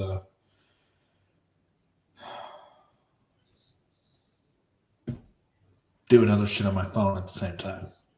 Don't get to see or understand unless millions of people try it. So it's this weird trade-off again between you can only do it when there's millions of smart people try your technology, and then you find all these edge cases. So however big your testing team is, it's only going to be 100 people or 1,000 people or something. So it's not comparable to tens of millions of people using your systems. But on the other hand, you want to know as much as possible ahead of time so you can mitigate the risks before they happen. So this is interesting, and it's good learning. I think what's happened in the industry in the last 2-3 years has been great because we've been learning when the systems are not that powerful or risky, as you were saying earlier, right? I think things are going to get very serious in 2-3 years' time when these agent systems start becoming really capable. We're only seeing the beginnings of the agent era, let's call it.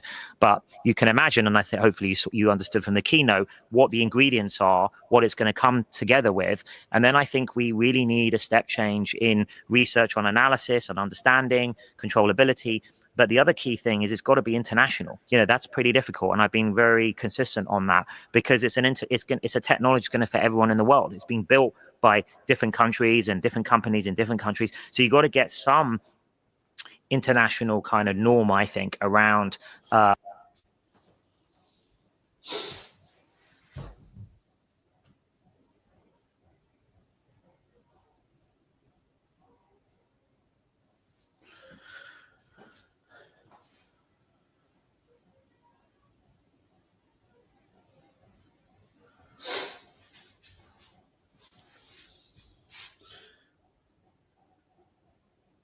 I'm assuming Eric meant GPT.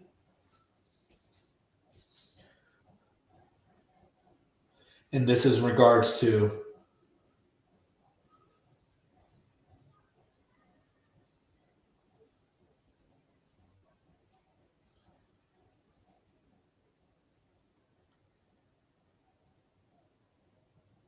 it is very surprising to see that ChatGPT is not the #1 AI for really any specific use case that has been tested up until this point. And Aaron here wants to know, why is GPT not one of the top AIs at the moment?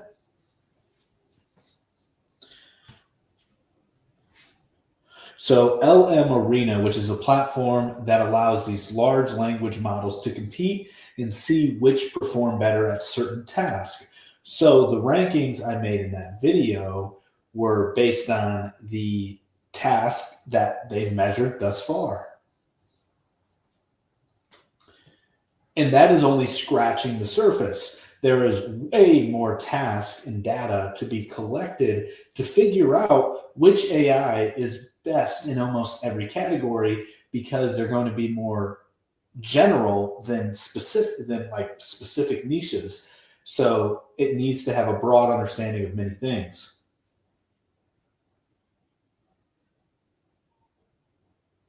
So it can become more personal.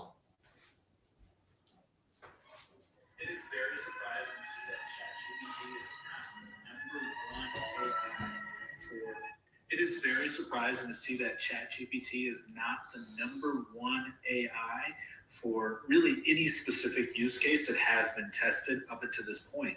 And Aaron here wants to know, why is GPT not one of the top AIs at the moment?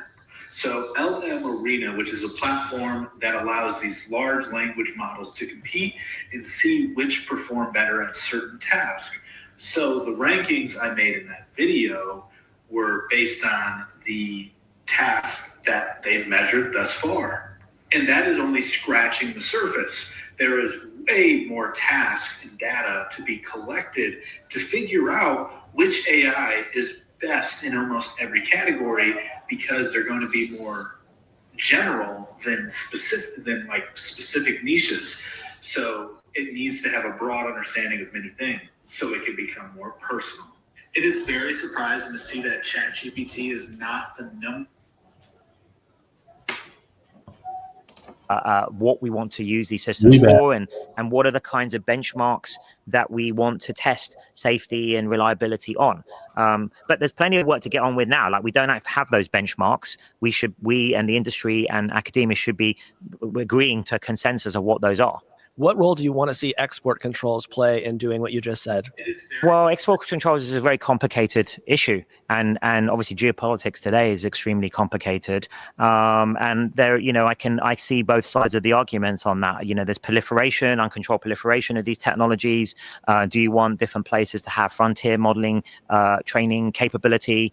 I'm not sure that's a good idea. But on the other hand, you want Western technology to be the thing that's adopted around the world. So it's a complicated trade-off. Like, if there was an easy answer, I think we'd all, I would be, shouting from the rooftops. But I think it's nuanced, like most real-world problems are.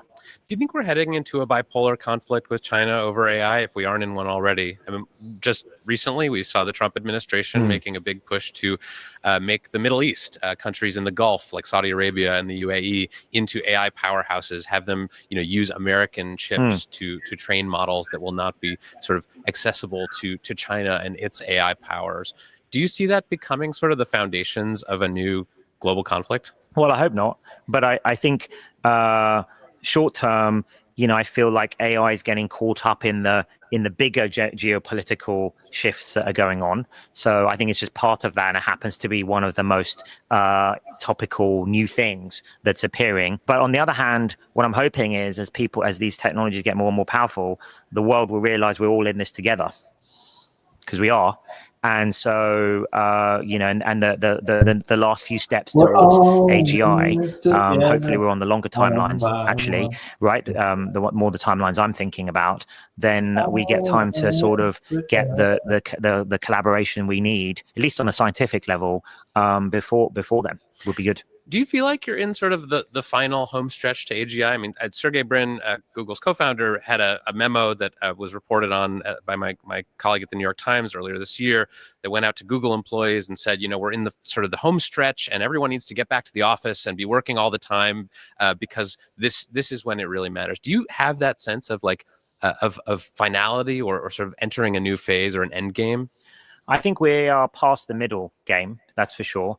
But I've been working every hour there is for the last 20 years because I've felt how important and momentous this technology would be. And we've thought it was possible for 20 years. And I think it's coming into view now. I agree with that. And whether it's 5 years or 10 years or 2 years, that they're all actually quite short timelines when you're discussing what would the enormity of the transformation of this technology is going to bring. That none of those timelines are very long. We're going to switch to some more general questions about the AI future. Sure. A lot of people now are starting to, at least in conversations that I'm involved in, think about what the world might look like after AGI. The context in which I actually hear the most about this is from parents who want to know what their kids should be doing, studying. Will they go to college? Yeah. You have kids that are older than my kid. Yeah. How are you thinking about that? So I think that when it comes to kids, and I get asked this quite a lot, is university students. I think first of all, I wouldn't dramatically change some of the basic advice on STEM.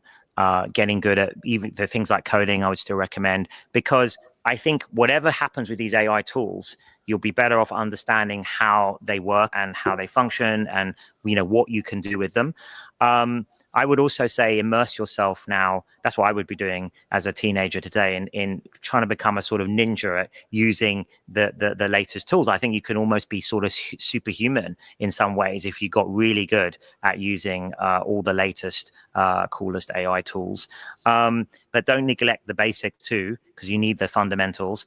And then I think teach sort of meta skills really of like learning to learn. And the only thing we know for sure is there's going to be a lot of change over the next 10 years, right? So how does one get ready for that? What kind of skills are useful for that? Creativity skills, adaptability, resilience. I think all of these sort of, meta skills is what will be important for the next generation. And I think meta agents, everything's going into the meta, man. It's all meta, which is why Facebook changed its name to Meta. What? It'll be very interesting to see what they do, because they're going to grow up AI native, just like the last generation grew up mobile and iPad. And by the way, I know that Facebook didn't actually change its name to Meta. The company that owns Facebook and Instagram is called Meta. I get it. All right. We don't need you guys to be chiming in here saying, I'm wrong. I'm stupid. How dumb I am. Sort of that kind of tablet native, and then previously internet and computers, which was my era. And they always, I think the kids of that era always seem to adapt to make use of the latest, coolest tools. And I think there's more we can do on the AI side to make the tools actually if people are going to use them for school and education, let's make them really good for that and sort of provably good. And I'm very excited about bringing it to education in a big way, and also to, if you had an AI tutor, to bring it to poorer parts of the world that don't have good educational systems. So I think there's a lot of upside there too. Another thing that kids are doing with AI is chatting a lot with digital companions. Google DeepMind doesn't make any of these companions yet. Some of what I've seen so far seems pretty worrying. It seems pretty easy to create a chatbot that just does nothing but tell you how wonderful you are, and that can sort of like lead into some dark and weird places. So I'm curious what observations you've had as you like look at this market for AI companions, and whether you think I might want to build this someday, or I'm going to leave that to other people. Yeah, I think we've got to be very careful as we start entering that domain, and that's why we haven't yet, and we're being very thoughtful about that. My view on this is more through the lens of the universal assistant that we talked about yesterday, which is something that's incredibly useful for your everyday productivity. Gets rid of the boring, mundane tasks that we all hate doing to give you more time to do the things that you love doing. I also really hope that they're going to enrich your lives by giving you incredible recommendations, for example, on all sorts of amazing things that you didn't realize you would enjoy, sort of delight you with surprising things. So I think these are the ways I'm hoping that these systems will go. And actually, on the positive side, I feel like if this assistant becomes really useful and knows you well, you could sort of program it with you, obviously with natural language, to protect your attention. So you could almost think of it as a assistant that works for you, as an individual, it's yours, and it protects your attention from being assaulted by other algorithms that want your attention, which is, and actually nothing to do with AI. Most social media sites, that's what they're doing effectively. Their algorithms are trying to gain your attention. And I think that's actually the worst thing. And it'd be great to protect that so we can be more in, creative flow, whatever it is that you want to do. That's how I would want these systems to be useful to people. If you could build a system like that, I think people would be so incredibly happy. I think right now people feel assailed by the algorithms in their life and they don't know what to do about it. Well, the reason is because you have to use you've got one brain, and you have to, let's say, whatever it is, a social media stream, you have to dip into that torrent to then get the piece of information you want. But then you're doing it with the same brain. So you've already affected your mind and your mood and other things by dipping into that torrent and, to find the valuable, the piece of information that you wanted. But if an digital assistant did that for you, you would, you'd only get the useful nugget, and you wouldn't need to break your mood or what it is that you're doing the day, or your concentration with your family, whatever it is. I think that would be wonderful. Yeah, Casey loves that idea. You love that idea. I love this idea of an AI agent that protects your attention from all the forces trying to assault it. Yeah. I'm not sure how the ads team at Google is going to feel about this, but we can ask them when the time comes. Sure. Some people are starting to look at the job market, especially for recent college graduates, and worry that we're already starting to see signs of AI-powered job loss. Anecdotally, I talked to young people who, a couple years ago might have been interested in going into fields like tech or consulting or finance or law, who are just saying, like, I don't know that these jobs are going to be around much longer. A recent article in The Atlantic wondered if we're starting to see AI competing with college graduates for these entry-level positions. Do you have a view on that? I haven't looked at that. I don't know. I haven't seen the studies on that, but maybe it's starting to appear now. I don't think there's any hard numbers on that yet. At least I haven't seen it. I think for now, I mostly see these as tools that are augmenting what you can do and what you can achieve. I think like with most, I think the next era, maybe after AGI, things will be different again. But over the next 5 to 10 years, I think we're going to find what normally happens with big sort of new technology shifts, which is that some jobs get disrupted, but then new more valuable, usually more interesting jobs get created. So I do think that's what's going to happen in the nearer term. So today's graduates and the next 5 years, let's say, I think it's very difficult to predict after that. That's part of this sort of more societal change that we need to get ready for. I think the tension there is that you're right. These tools do give people so much more leverage, but they also like reduce the need for big teams of people doing certain things. I was talking to someone recently who said, they had been at a data science company in their previous job that had 75 people working on some kind of data science tasks. And now they're at a startup that has one person doing the work that used to require 75 people. And so I guess the question I'd be curious to get your view on is, what are the other 74 people supposed to do? Well, look, I think these tools are going to unlock the ability to create things much more quickly. So, I think there'll be more people that will do startup things. I mean, there's a lot more surface area one could attack and try with these tools that was possible before. So let's take programming, for example. So obviously these systems are getting better at coding, but the best coders, I think, are getting differential value out of it because they still understand how to pose the question and architect the whole code base and check what the coding does. But simultaneously, at the hobbyist end, it's allowing designers and maybe non-technical people to vibe code some things, whether that's prototyping games or websites or movie ideas. So in theory, it should be those other 70 people, whatever, could be creating new startup ideas. Maybe it's going to be less of these bigger teams and more smaller teams of very powered by AI tools. But that goes back to the education thing then. Which skills are now important? It might be different skills like creativity, sort of vision and design sensibility, could become increasingly important. Do you think you'll hire as many engineers next year as you hired this year? I think so. Yeah, there's no plan to hire less, but we have to see how fast the coding agents improve. Today they're not, they can't do things on their own. They're just helpful for the best, for the best human coders. Last time we talked to you, we asked you about some of the more pessimistic views about AI in the public. And one of the things you said to us was that the field needed to demonstrate concrete use cases that were just clearly beneficial to people to kind of shift things. Yes. My observation is that I think there are even more people now who are like actively antagonistic toward AI.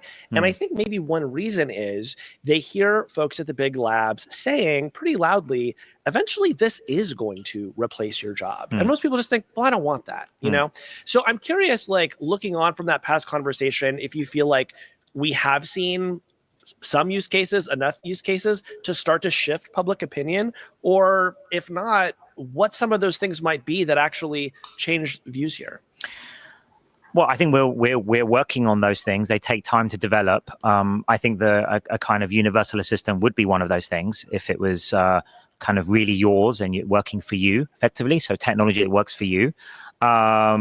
I think that this is what economists and other experts should be working on: is does everyone manage a suite of fleet of agents that are doing things for you and including potentially earning you money or building you things? Does that become part of the normal job process? I could imagine that in the next 4 or 5 years. I also think that as we get closer to AGI and we make breakthroughs in, we probably talked about last time, material sciences, energy, fusion, these sorts of things helped by AI. We should start getting to a position in society where we're getting towards what I would call radical abundance, where there's a lot of resources to go around. And then again, it's more of a political question of how would you distribute that in a fair way, right? So I've heard this term like universal high income, something like that. I think is going to probably be, good and necessary, but obviously there's a lot of complications there that need to be thought through.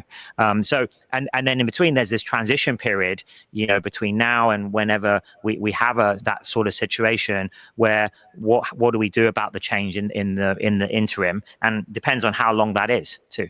What part of the economy do you think AGI will transform last?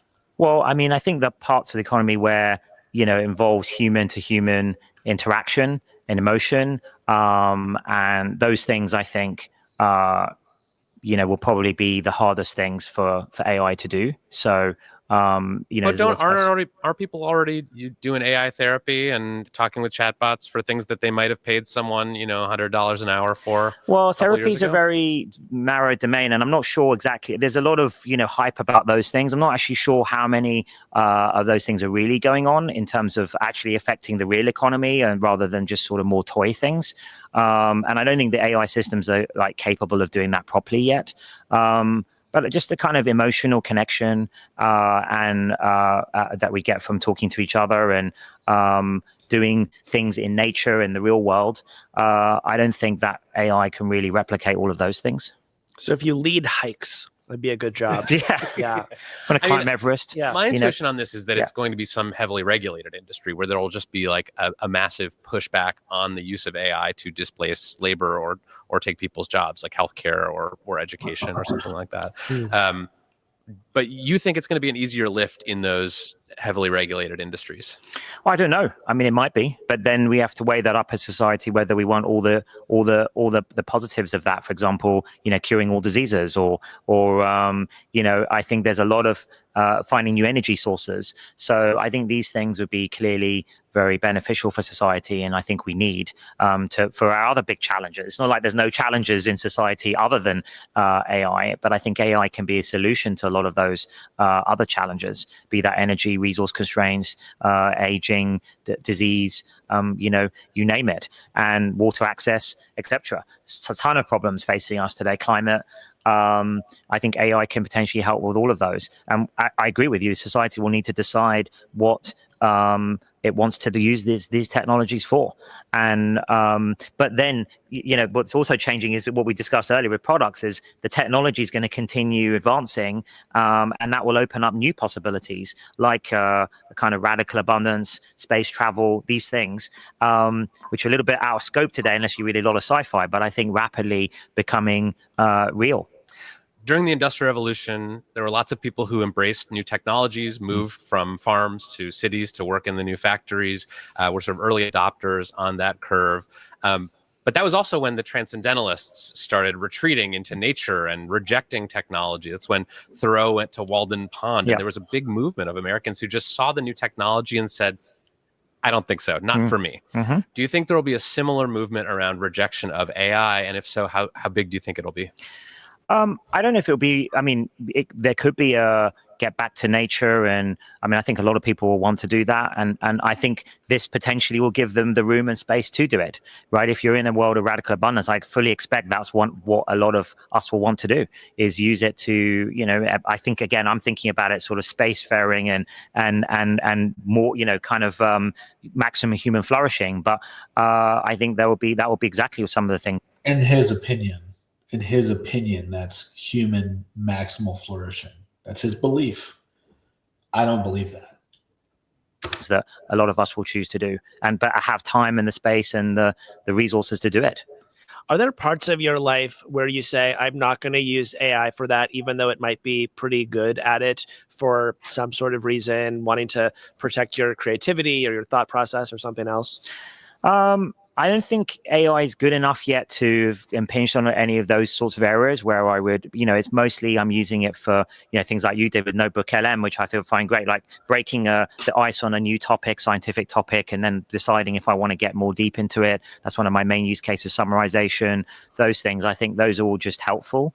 But, we'll see. I haven't got any examples of what you suggested yet, but maybe as AI gets more powerful, there will be. When we talked to Dario Amodei of Anthropic recently, he talked about this feeling of excitement mixed with a kind of melancholy about the progress that AI was making in domains where he had spent a lot of time trying to be very good, like coding. Yes. Where it was like, you see a new coding system that comes out, it's better than you think that's amazing, and then your second thought is like, ooh, that stings a little bit. Yeah. And that's the big thing with student debt.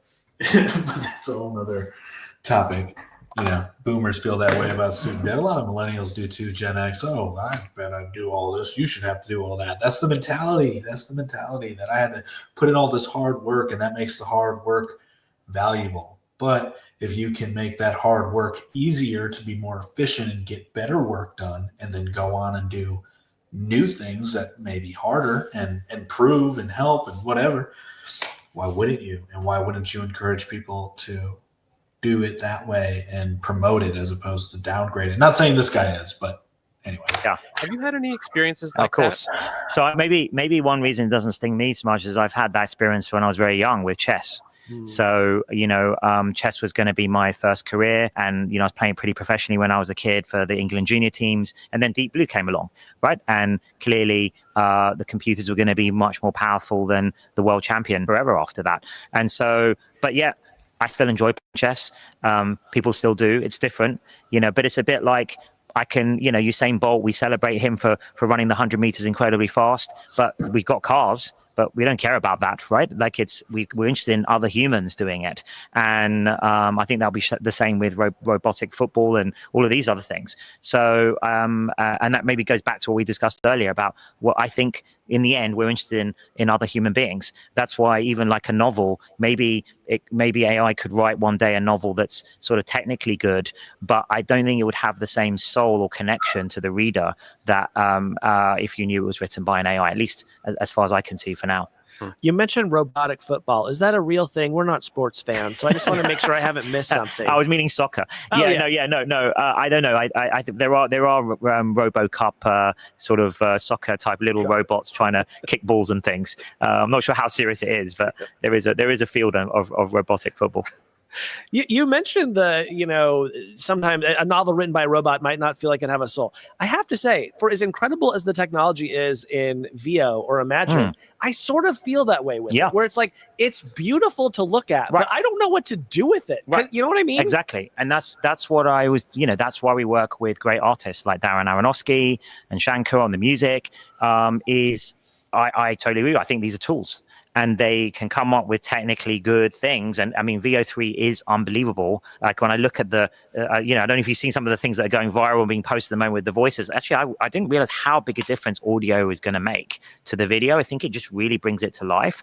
But it's still not, as Darren would say yesterday when we were discussing on an interview, it doesn't, he brings the storytelling. It's not got deep storytelling like a master filmmaker would do or a master novelist, the top of their game. And it might never do, right? It's just always going to feel something's missing. It's a sort of a soul, for a better word, of the piece, the real humanity, the magic, if you like, the great pieces of art. Art too. When I see a Van Gogh or a Rothko, or why does that touch your, I spill, sort of, hairs going on the back of my spine because I remember, and about what they went through and the struggle to produce that, right? In every brushstroke of Van Gogh's brushstrokes, his sort of torture. And I'm not sure what that would mean, even if the AI mimicked that and you were told that, it was like, so what? Right. And so I think that is the piece that, at least as far as I can see out to 5-10 years, the top human creators will always be bringing. And that's why we've done all of our tools, VO, Lyria, in collaboration with top creative artists. The new Pope Leo, is reportedly interested in AGI. Yep. I don't know if he's AGI pilled or not, but that's something that he's spoken about before. Do you think we will have a religious revival or a renaissance of interest in faith and spirituality in a world where AGI is forcing us to think about what gives our lives meaning? I think that potentially could be the case. And I actually did speak to the last Pope about that. And the Vatican's been interested. But even he's talking to the Pope? What?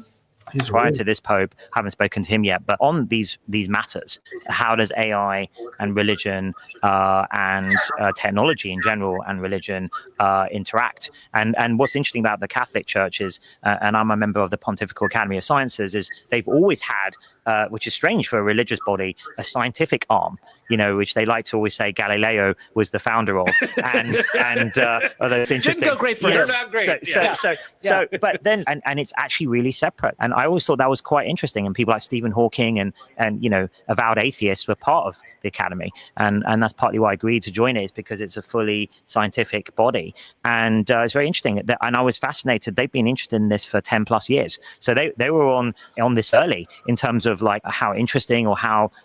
From a philosophical point, I think this technology will be, and I actually think we need more of that type of thinking and work from philosophers and theologians. Actually, would be really, really good. So I hope the new Pope is genuinely interested. We'll close on a question that I recently heard Tyler Cowen ask Jack Clark from Anthropic that I thought was so good and decided to just steal it whole cloth. In the ongoing AI revolution, what is the worst age to be? Oh, wow. Well, I don't, I mean, gosh, I haven't thought about that. But I mean, I think any age where you can live to see it is a good age, because I think we are going to make some great strides with things like, medicine. And so I think it's going to be incredible journey. None of us know, exactly how it's going to transpire. It's very difficult to say, but it's going to be very interesting to find out. Try to be young if you can. Yes, if young is always can, better. Yeah. I mean, in general, young is always better. All right, Demis Hassabis, thanks so much for coming. Thank you, Demis. Thank you very much.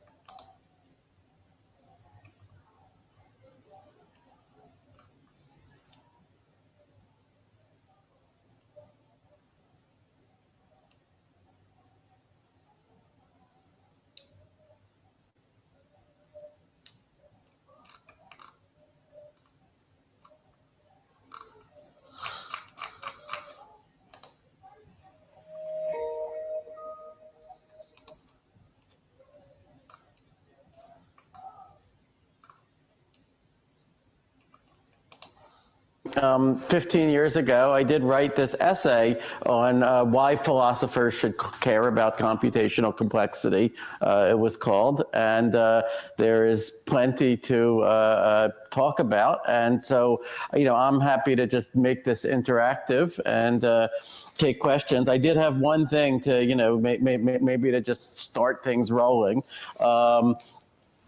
So if you Google what is the largest known prime number, I don't know how big any of you expect that to be, but here is like as of this year. So the largest known prime is typically a Mersenne prime, right? It's like 2 to some power minus 1, and thanks. So this is apparently the largest currently known prime. Okay, and remember, like years ago, people arguing about this. Like, what do you actually mean by this is the largest known prime? I actually know a larger one. Right, here's the larger one. The next one after that. Okay, I just mathematically specified it. We know that it exists. Euclid proved in 300 BC there are infinitely many primes, so there is a next one, and there's even an easy algorithm for finding it. Namely, just try all the numbers one by one until you find the next one that's prime. Okay, so in what sense is this known, and yet the one after it is not known? So clearly, the concept of knowing something, there are different levels of knowing something, right? That give you different kinds of control over it. So, for example, one useful thing about having 100. An expression. I'm just stopping it periodically because I think I have to, but I don't know. I'll find out. Like that one is that then I can compute the digits of this number. In base 10, in any other base I wanted, I could just extract the digits very quickly if that's what I care about. The base 10 representation or whatever. Of course, the next larger one, well, I have an algorithm for that also, but I don't know if the algorithm is equally efficient. Okay, so it might take me some time before I find the next prime, right? And now you get into some interesting questions of number theory, because it's actually not known what is the largest possible spacing between two consecutive prime numbers. There is something called Cramer's conjecture that says that if you have n-digit numbers, then you shouldn't have to, then between one prime and the next, you shouldn't have to go more than about n squared. Okay, that's probably much harder to prove than even the Riemann hypothesis. Okay, so it's numerically it seems to be true. If that's true, then finding the next prime after this one, would take an okay amount of time, and not completely ridiculous amount of time. But no one has actually proven that conjecture. Right. So, if someone proves Cramer's conjecture, then will the next prime after this one become known when it wasn't previously? What do we mean by a number being known? Okay. If someone wants to jump in, they're welcome to. Otherwise, I have a harder example. Yeah. Yeah. So I was wondering what you think of the suggestion that the difference in intuition we have with P and P prime, where P prime is the one we pick out with the definite description, the next largest prime. Okay, so P is this one and P prime's the next one? Yeah. All right, let me write that. Yeah?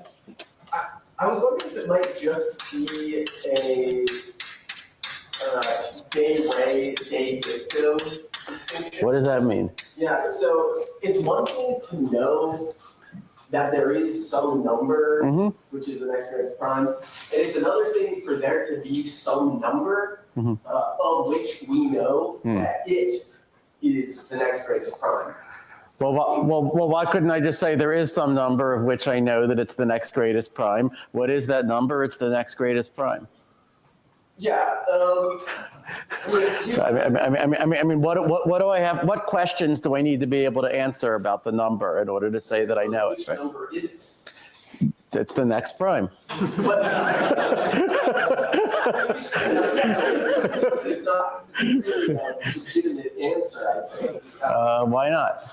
You say I need the digits in the base 10 representation. I mean, you can't calculate what's it. You can't ask what the first digit of is.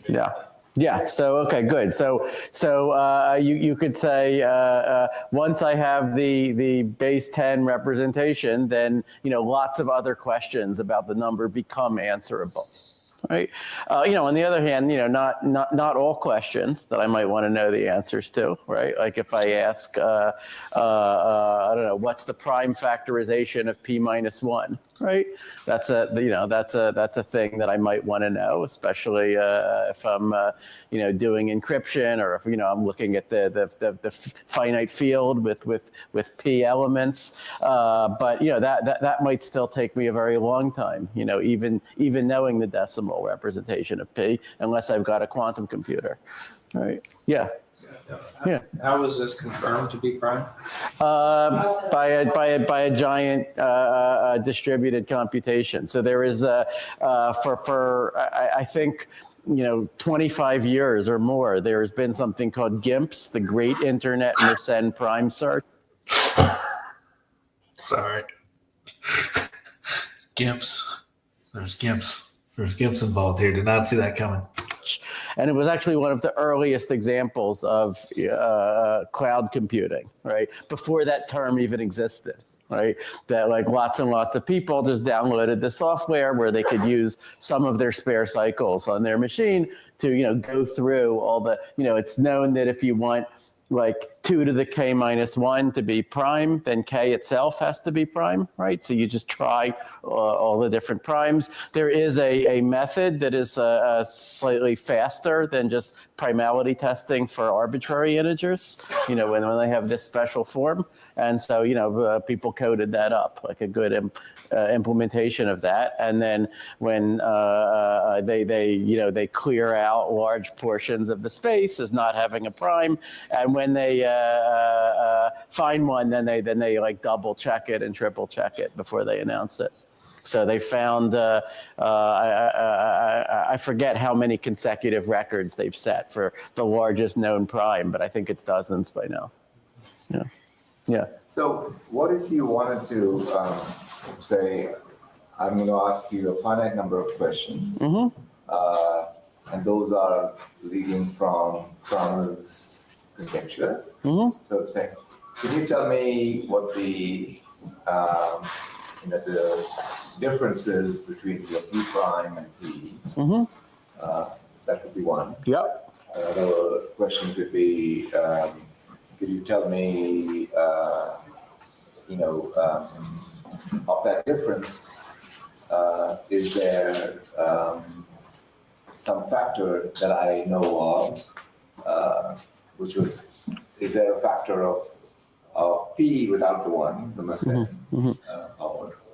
So things like that, because there's a gap in squared. It's a very large gap. So I could ask for a viability question, finite in number. Okay. We get an idea that yes, we do know, quote unquote, know.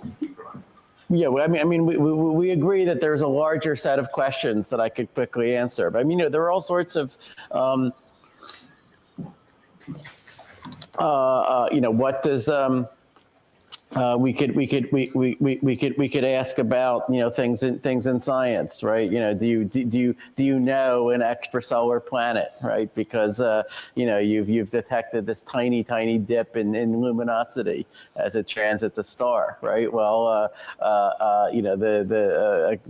real question is, what do you know about that planet? Right. Usually they only know, a few parameters, how far it is from its star, what is its mass, right? That's obviously a much sparser set of knowledge than you could get if you actually visited that planet, if you actually got close to it. But nevertheless, it does feel fair to say that, yes, we know that there is a planet there, right? But, then again, we know that there is another prime. Right? What questions do we have to be able to answer about it? Existence is known. Yeah. What I was trying to see was if there were a sequence of certificates that I could generate.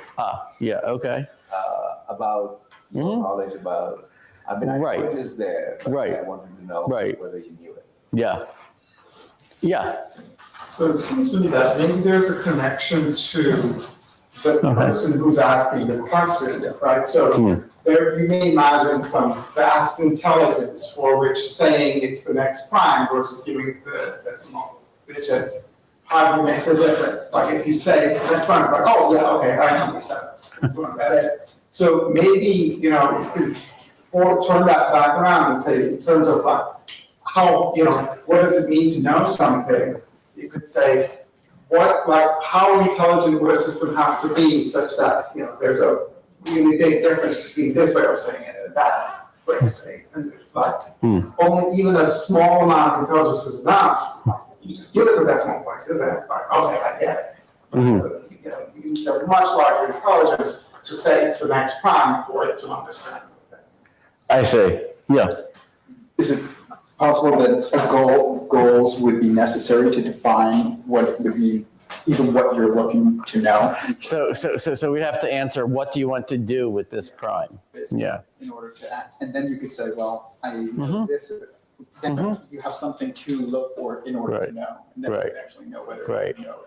But other than that, without a goal to define what you're even looking for. Yeah, well, there's infinite amount of things to know about. Yeah, well, it does seem like potentially a different question. Right? Like, do I know that a planet exists around this star, or can I use the planet to do something, right? But I was just gonna. I feel like what's interesting about the central question, right, is what's the reasoning strategy you would use to find consecutive primes?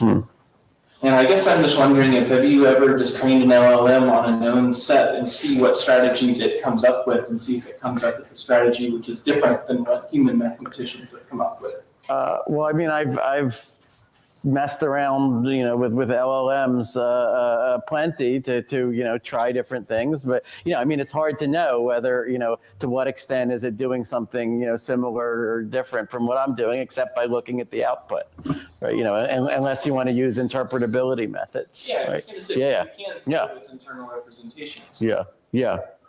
So do you think you could actually discern what algorithm it is using to make guesses? So maybe not me personally, but people have done, lots of experiments looking at internal representations in LLMs. They found some interesting things. So, for example, there was a famous paper a couple years ago where they figured out what was going on in a neural net that had been trained to add integers. I think modulo 113. Something, right? And it had at first it's just memorizing, various cases. So it's like doing the silliest thing, but then at some point, like you see, like the error rate just suddenly go down, right?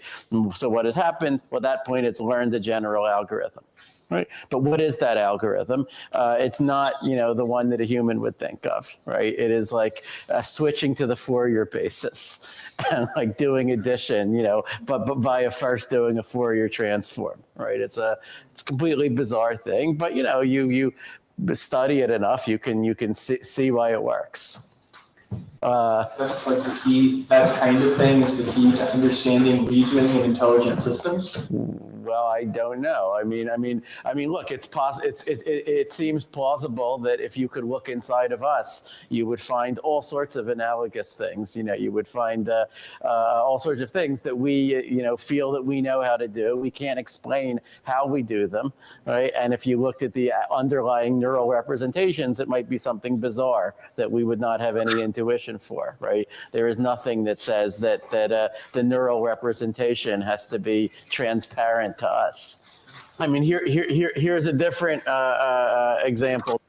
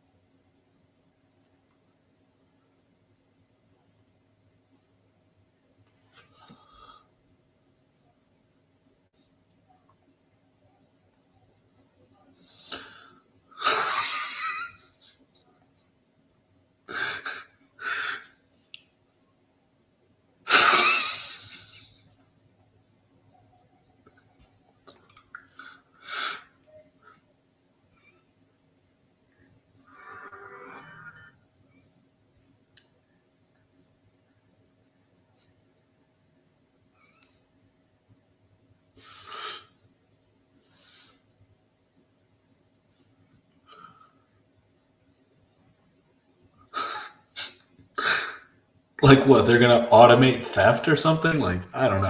I get the point of the ad. It's just, it hit me as very funny.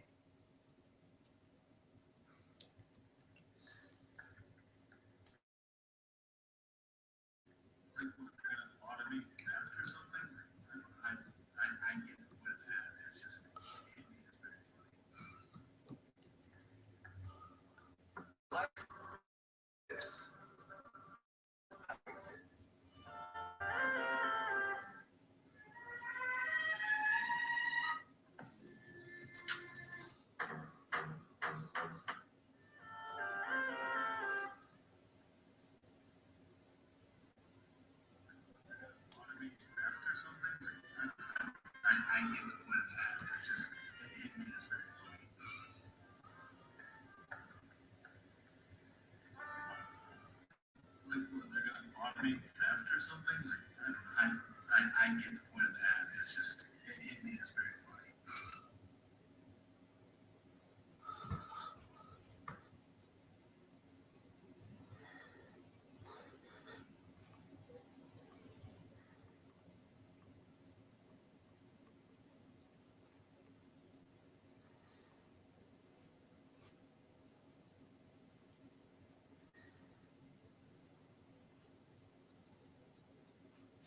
Well, just for calibration, right? So I mean, this number, like 9 to the 9 to the 9 to the 9 to the 9, it feels like just by writing it down, like I would like to think that I know what number I've specified, right? There's not a great mystery here, even to the extent that there is for P prime, okay? And yet I could never write down all the digits of this one, okay? They wouldn't fit within the observable universe. right? So I don't feel like, being able to write down the digits in decimal is the right condition here, right? I think, yeah. Is part of this because we know general properties of exponentials for mathematics, and that infer that this number will have certain properties even though we can't write them all down? If we didn't have that, then you wouldn't know what the various structure of this number would even look like. Yeah, I would like to say, in this case, I can specify an algorithm to generate the digits of this number. I know that algorithm halts, and furthermore, the time that it would take would be basically just linear in the number of digits. Right, there would not be any extra computation that I would have to do. Yes, it would take me longer than the age of the universe, but the only reason why it would take me that long is because of how many digits there are. Right. Whereas in the case of P prime, the next prime after this, I could also write a program to generate it. And I know that program will halt. But in that case, the program will take more time. And so maybe that's some way of quantifying, why I know this number more than I know that one. Yeah. Isn't it a matter of representation then? You're saying that I have a very compact representation given by digits. In the other one, I have also a compact representation given by another alphabet. So as far as if I can parse that representation to my satisfaction, then what is the conundrum here? I think that there is a conundrum. If you want to say that what it means for a number to be known is to be able to write down the digits, right? Then I think that's not the right criteria. Okay, but then I have a representation for P prime also. Yeah, so that's okay. Fine. Okay, that's fine. All right, fine. So then let me give you. All right. Well, all right. Let me take these questions, and then I can give you a harder example. Yeah. Maybe it seems. Sorry. Actually, I'm fine.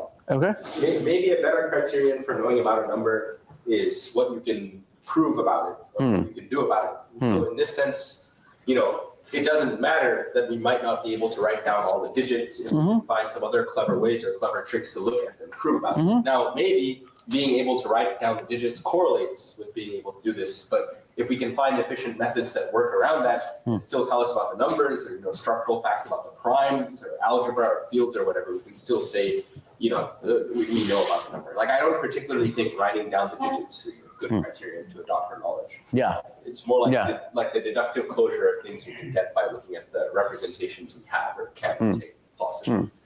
Okay, but would you say that it's not a binary? We either know this number or we don't. It's just there are as we can prove more true facts about it, then we know it better. I think so. Okay. Yeah.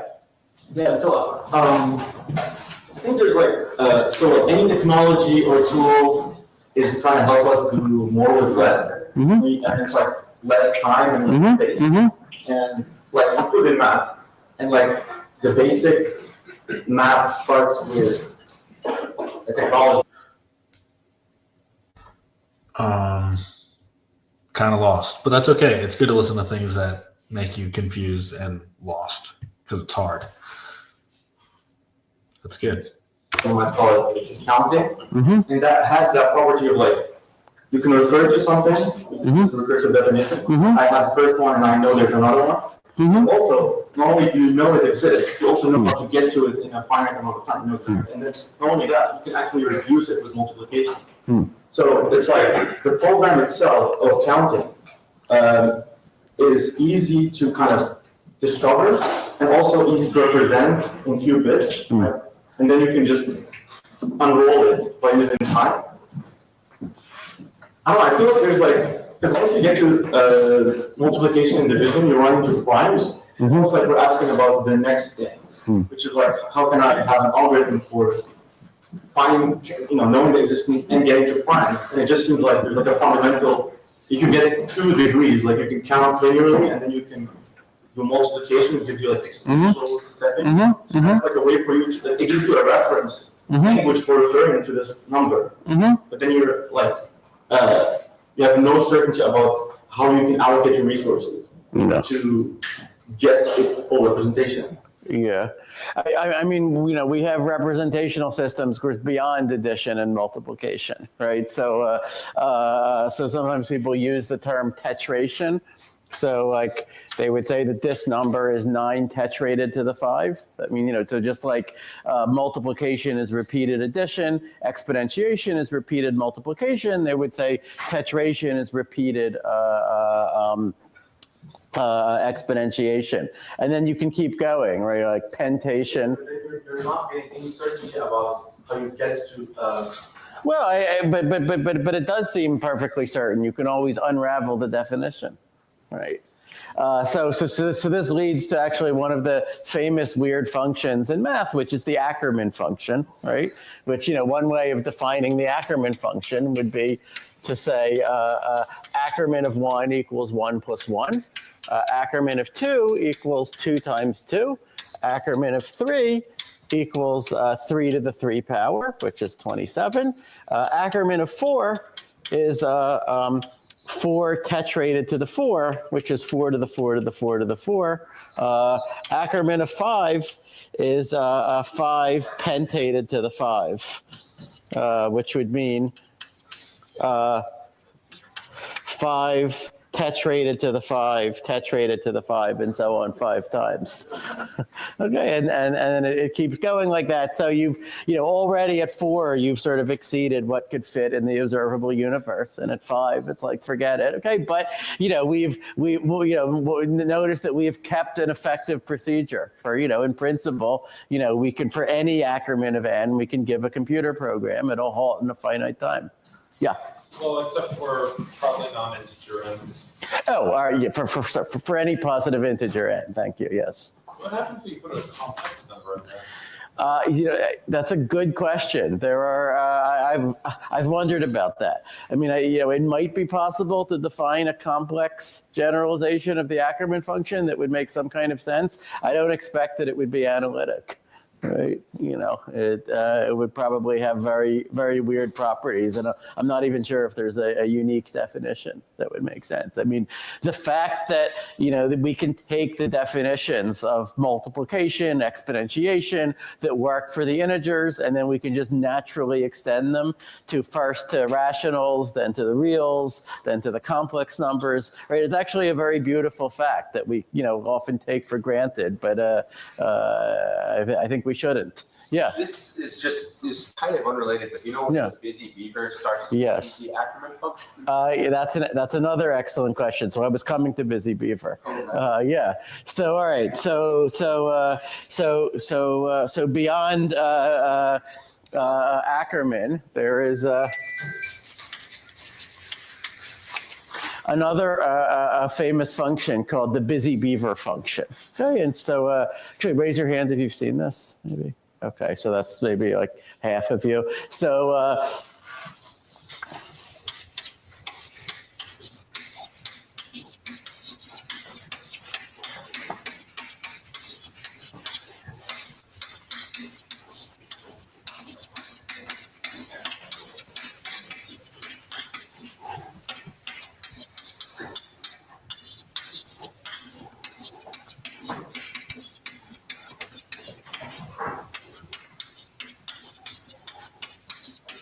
It's just so lost on me.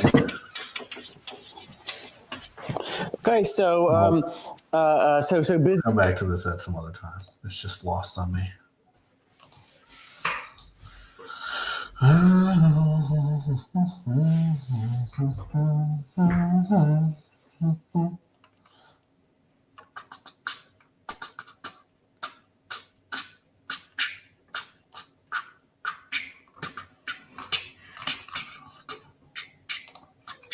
I think that's all I'm going to do for today.